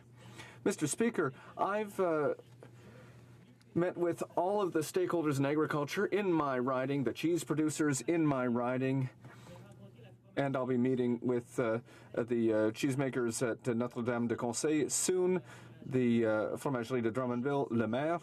These are people who are more than concerned. They're going to bear the brunt of this agreement. And what's the answer from the government to those concerns? Well, they're closing off debate.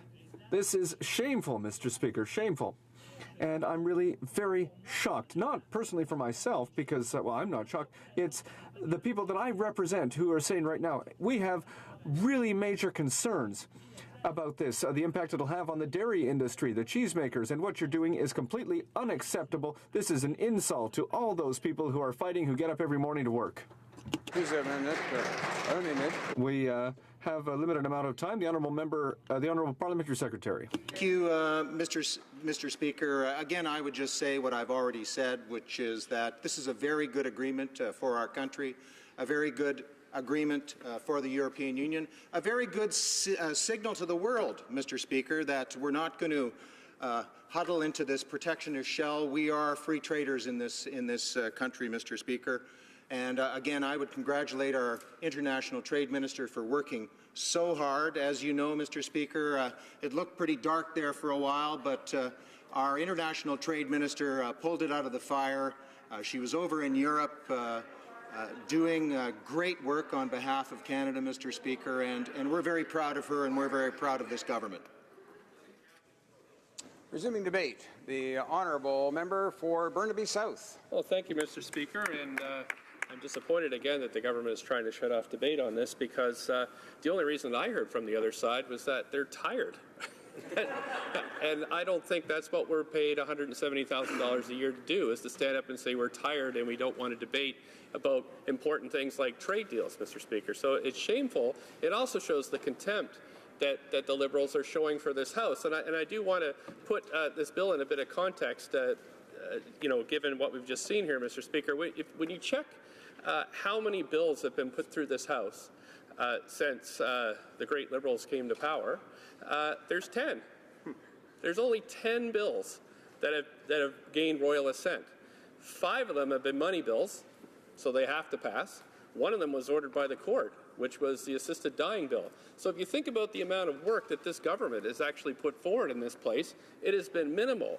But yet we're still seeing them move to closure, move to cut off debate, move to say that, oh, we're too tired to debate these kind of things. But where is the work that we're supposed to be doing? Now, if I look back to the previous parliament, which I was privileged enough to sit in, the Conservatives were in power at that point. Now, I really disagreed very strongly with a lot of what the Conservatives did, but at least they were organized. At least the cabinet knew what it was doing. Yeah. So I would stand up and disagree and vote against and argue. I, of course, argued the many, many closures that were put in place. But, Mr. Speaker, at least Prime Minister Harper knew what he was doing. Now, what I see on the other side of the House, thank you, Kennedy. Credit where credit's due. Credit where it's credit. But so compare this administration versus that administration. So here we have 10 bills through Parliament with royal assent.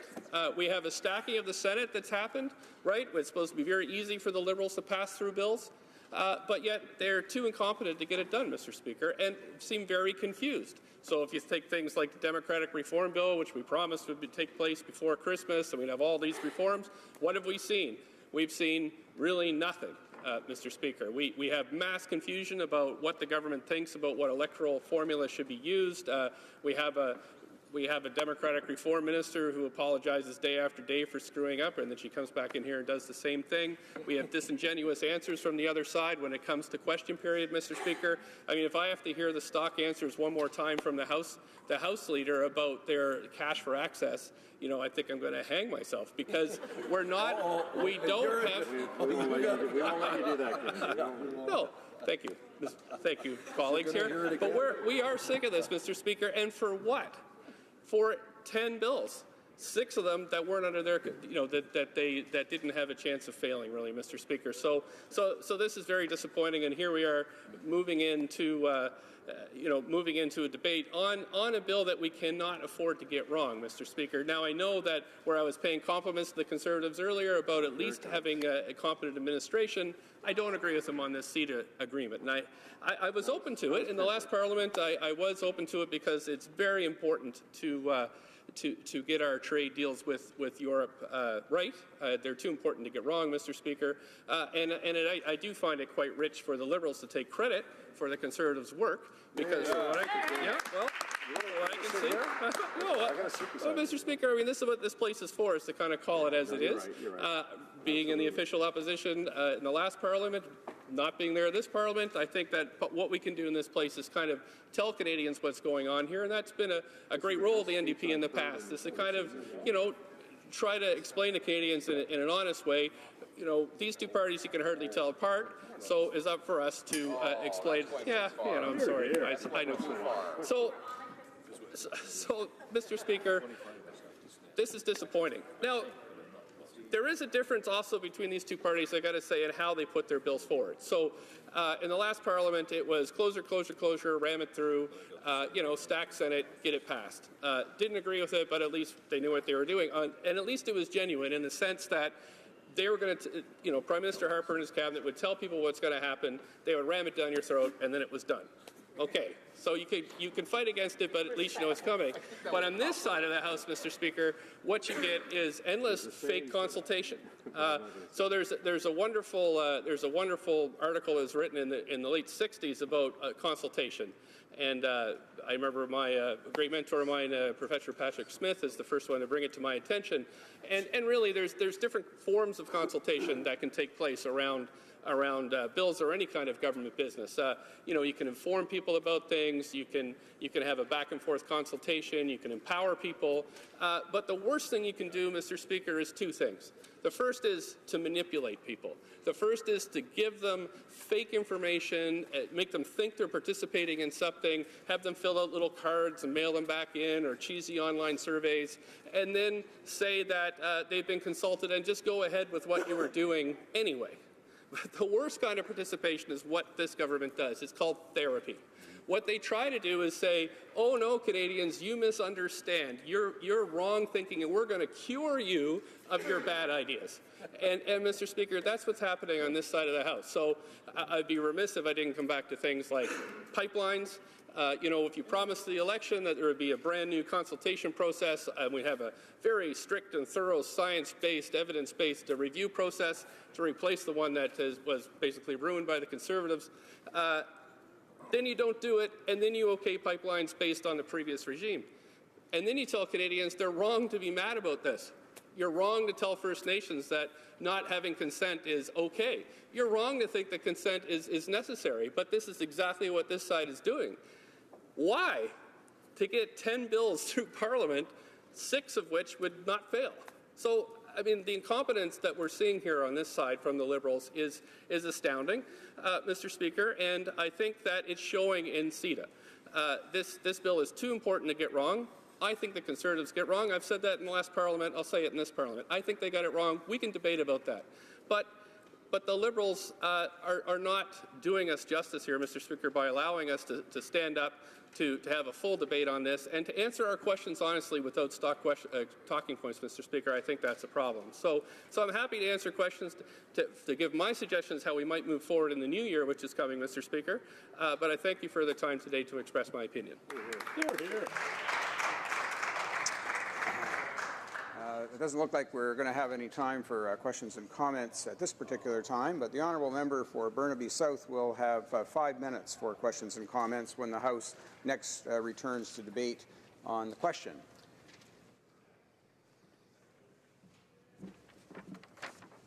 And it being 1:30, the House will now proceed to the consideration of private members' business as listed on today's order paper. Orders of the day.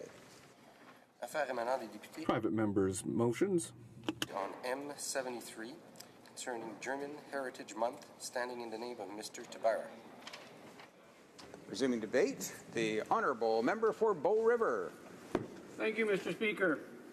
Privileged to stand in the House today, and I'm pleased to rise to speak to motion M73, declaring every October as German Heritage Month.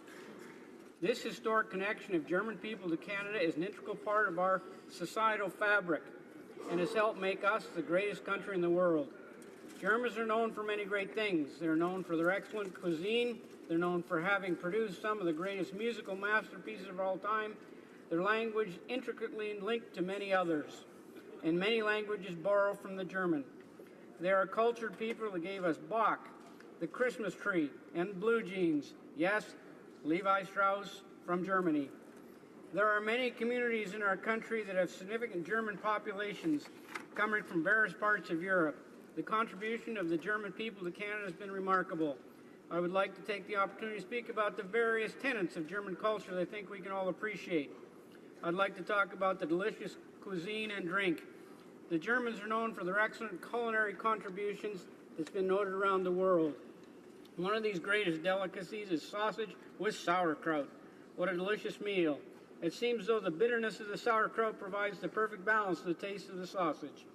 A delicious and tasty German treat is strudel. In Canada, that one has really caught on. It seems as though just about every bakery you find in Canada is going to have some strudel on the shelf. And what about the delicious German beer? The famous German beer purity law states that only water, hops, and barley can be used in the production of beer for it to be recognized as authentic and true German beer. You have to really see the beer halls in Munich to really appreciate the whole beer drinking culture of Germany. The Papa music also goes along with that great culture. And even if you go back to Heidelberg now, Henry VIII's cousin built the largest beer barrel in the world that still exists. Another great culinary delight passed on to us by Germans was chocolate. There was once a character on a popular animated television program that referred to Germany as the land of chocolate. Indeed, one certainly thinks of delicious chocolate when thinking of Germany. From a musical point of view, some of the greatest Baroque and classic composers in the history were German. One need only think of Bach, Mozart, Handel to realize that German contributions to music culture and history is perhaps one of their most important contributions. The music of these wonderful artists is still heard across the world today, and this to me is a testament to their impact on music as we know it. There's also the German contribution to technology, which is ever present in the automobile world. When we think of Volkswagen, Mercedes, Porsche, and the technology benefits they've brought to the motor vehicle industry.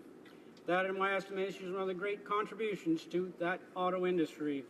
Other technologies such as chip cards or smart cards that are used today as Germany's contribution to our modern digital society. Germans invented the first working helicopter, the first gasoline automobile engine. There have been a multitude of discoveries in health and science. Aspirin comes to mind. You can thank a couple of German scientists for that. Then there was the discovery of the debilitating Alzheimer's disease by a German doctor and scientist. There have been a multitude of scientific contributions to things like space exploration. There have been discoveries in the world of physics and mathematics. Think about radiology. Every time you go to a doctor's office, you get a requisition for an X-ray. Germans provide us with that life-changing technological advance. Kindergarten was created by a German educator in the midst of the Industrial Revolution, in a time period which many children in continental Europe suffered and toiled greatly. Kindergarten was an innovative and unique way to get young kids off on the right foot, which ran contrary to the prevailing attitude at the time. The contribution of Germans to humanity is very large and great, and I'm happy they were able to recognize these great contributions today. With all those things in mind, the main reason we're here today is to talk about deeming October every year German Heritage Month in Canada. So why is October so special to the German people? Well, let's start it back in 1810 when Crown Prince Ludwig married Princess Teresa in Munich. The whole city was invited, and it was a big party. There was lots of beer and delicious food, two important tenets of German society in that period. And there were horse races to celebrate the occasion. A year later, the horse races and other events were launched, and the Oktoberfest tradition has continued every year since. It has also naturally spread to the countries that have significant populations of German heritage, much like Canada. In Canada, the big Oktoberfest event of the year is always in Kitchener-Waterloo, Oktoberfest celebration. As I understand it, it's the second largest in the world after the real deal in Munich, and that's what we call a real party. The Kitchener-Waterloo Oktoberfest is a big bash, and although it's I've never been, sometimes it can draw up to 1 million partygoers in every given year. And there's many Oktoberfests held throughout the country. Now the history of the area is interesting. Kitchener was once known as Berlin because the German population was so high there. German immigration to the Prairie provinces began in earnest after World War I. The numbers tended to be much higher than occurred before the war began for various reasons. Also, the United States had turned off the taps in that same period to immigration from Germany and other places, so Canada had overnight become a far more sought-after destination for those who were considering leaving Europe for the New World. In the first days of Prime Minister Sir John A. Macdonald, a concentrated effort was made to encourage German settlers to come to Western Canada. The government of Canada felt that because the Germans being renowned as good agricultural producers, highly inefficient in growing the economy of the communities in which they lived, would be good suitors to populate that part of the world. In fact, Macdonald hired Winnipeg politician and businessman William Hespeler to serve as an immigration agent in Germany, where he would try to woo immigrants to come to the New World and settle down to make their lives here. In that period, many German immigrants were in fact coming from Russia. Many were Mennonites who had been given special status in the Russian steppes, only to have them eroded by the Tsars. They had essentially, as one author put it, made the steppe livable with their blood, sweat, and tears. This led to many of them leaving rather quickly, which is understandable. German communities have been present in Canada for centuries now. They were some of the early settlers before many other groups decided to make Canada their home. For instance, the first recorded German buying land here was in 1664. Then there were a flock of German Protestant families that settled in Halifax in 1750s and became full-fledged members of the community and society in the Maritimes. They eventually ended up down the river in Lunenburg, which they settled in. It is now one of the most prominent historical communities in Nova Scotia and Canada.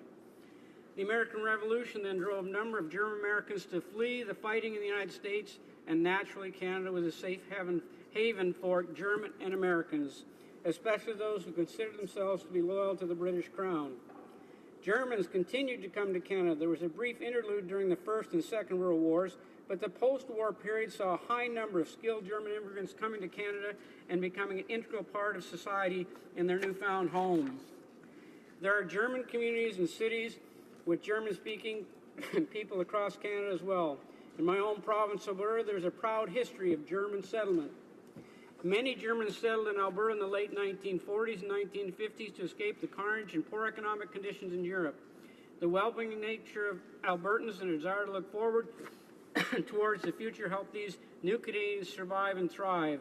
In my part of the world, Germans have left their mark and continue to contribute to the fabric of our towns and cities across Alberta and Western Canada. There are places like Bicycle in my constituency, for example, that was settled by a number of German-American settlers. Thomas Bicycle himself, the fellow whom the town is named after, was of German descent, and a large portion of the settlers in Bicycle and the village of Acme were in fact German-speaking Mennonites. In many parts of my constituency, there are very specific German communities called Hutterites. I believe there are many compelling reasons to celebrate German history and heritage because it has had such an impact on our communities, province, and territories, and our whole country, Canada as a whole. Here's a stunning statistic I read by the Confederation, that by Confederation, Germans have made up 70% of the non-British or French population in this country. That goes to show you how important this ethnic group is to our national fabric and to our history. There are more than 3 million Canadians of German origin, nearly 1 of every 10 Canadians, and I'm happy to speak to this private member's motion. I thank my honourable colleague across the way for presenting it, and it's my hope that all members will support this very worthwhile initiative, and I wish you a very Merry Christmas and a healthy, prosperous 2017. Auf Wiedersehen. Resuming debate, the honourable member for Regina Leuven. Mr. Speaker, I am pleased to be able to speak to this motion to establish German Heritage Month. This is a great opportunity to recognize the contribution of German Canadians to our society and to celebrate its many cultural traditions. Saskatchewan's motto is, "For many people's strength." German Canadians have played an important part in building Saskatchewan through many of our industries, farms, and cities. Today, Regina is home to more than 60,000 people of German heritage. I am proud to count myself as one of them. From 1867 to 1914, Western Canada became home to millions of immigrant settlers seeking a new life. This immigration boom created new opportunities, with many immigrants bringing with them knowledge and experience in agriculture and trades. Mr. Speaker, to give an example, Saskatchewan's population multiplied by 11 times from 1891 to 1911, including many German settlers. With Saskatchewan's rapid growth during these years, immigrants began to transform the prairies and establish unique cultural settlements. The Germans who came to Saskatchewan established 2 large colonies in the early 1900s. St. Peter's Colony comprised 50 townships and had 7,000 people in 1914. St. Joseph's Colony comprised 77 townships with a population in 1916 of around 11,000. Germans' influence on Saskatchewan's proud history can be seen in the names of towns right across the province. German bloc settlements include the areas around Strasbourg, Beaulieu, Leader, Burstall, Fox Valley, Etonia, St. Walburg, Paradise Hill, Loon Lake, Good Soil, Pierceland, Meadow Lake, Edenwald, Windthorst, Lemberg, Quappel, Neudorf, Grayson, Langenberg, Corrobert, Unity, Looseland, Macklin, Humboldt, Watson, Cudworth, Lampman, Mydale, Tribune, Console, Rockglen, Shaunavon, and Swift Current. Many Germans who migrated to Saskatchewan came from Russia and elsewhere in Eastern Europe. They were motivated by all that Canada had to offer: greater economic opportunity and improved quality of life, as well as an escape from oppression and persecution. This is a proud part of Canada's history, and to this day, we are seen as a place of hope and freedom from persecution. The outbreak of the First World War stopped the great wave of German and Eastern European immigration to Saskatchewan. But after the war, Germans were again traveling in search of opportunity. Some of them stayed at a boarding house run by my great-grandmother in Regina. In the Second World War, my great-uncle served in the Royal Canadian Navy. He was on a corvette that accepted the surrender of a U-boat. When the German crew came off, one of them was a man who had stayed at his family home in the 1930s while looking for work in Regina. A decade after the Second World War, Regina's German Club was formed in 1955. It opened its current clubhouse in 1968 as a gathering place for the German community in Regina. But today, it welcomes people from all backgrounds to come and experience the culture and cuisine of Germany in the heart of our city. As a member of the German Club for several years, I highly recommend visiting this facility. Mr. Speaker, the NDP is proud to support multiculturalism, and we have a long history of highlighting our country's commitment to cultural diversity. We are pleased to support German Heritage Month as a way of recognizing German-Canadian contributions to our country. Thank you.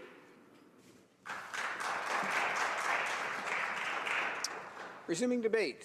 Reprise de débat. Is the House ready for the question? Yes? The question is as follows. Mr. Tabera, seconded by Mr. Spengeman, moved that in the opinion of the House, the government should recognize the contributions that German Canadians have made to Canadian society, the richness of the German language and culture, and the importance of educating and reflecting upon German heritage for future generations, and that the Waterloo region is host to the largest Oktoberfest outside of Germany by declaring October every year German Heritage Month, and the 9 days commencing the Friday before Thanksgiving every year Oktoberfest. Is it the pleasure of the House to adopt the motion? Yes. All those in favor of the motion will please say yea. Yea. All those opposed will please say nay. In my opinion, the yeas have it.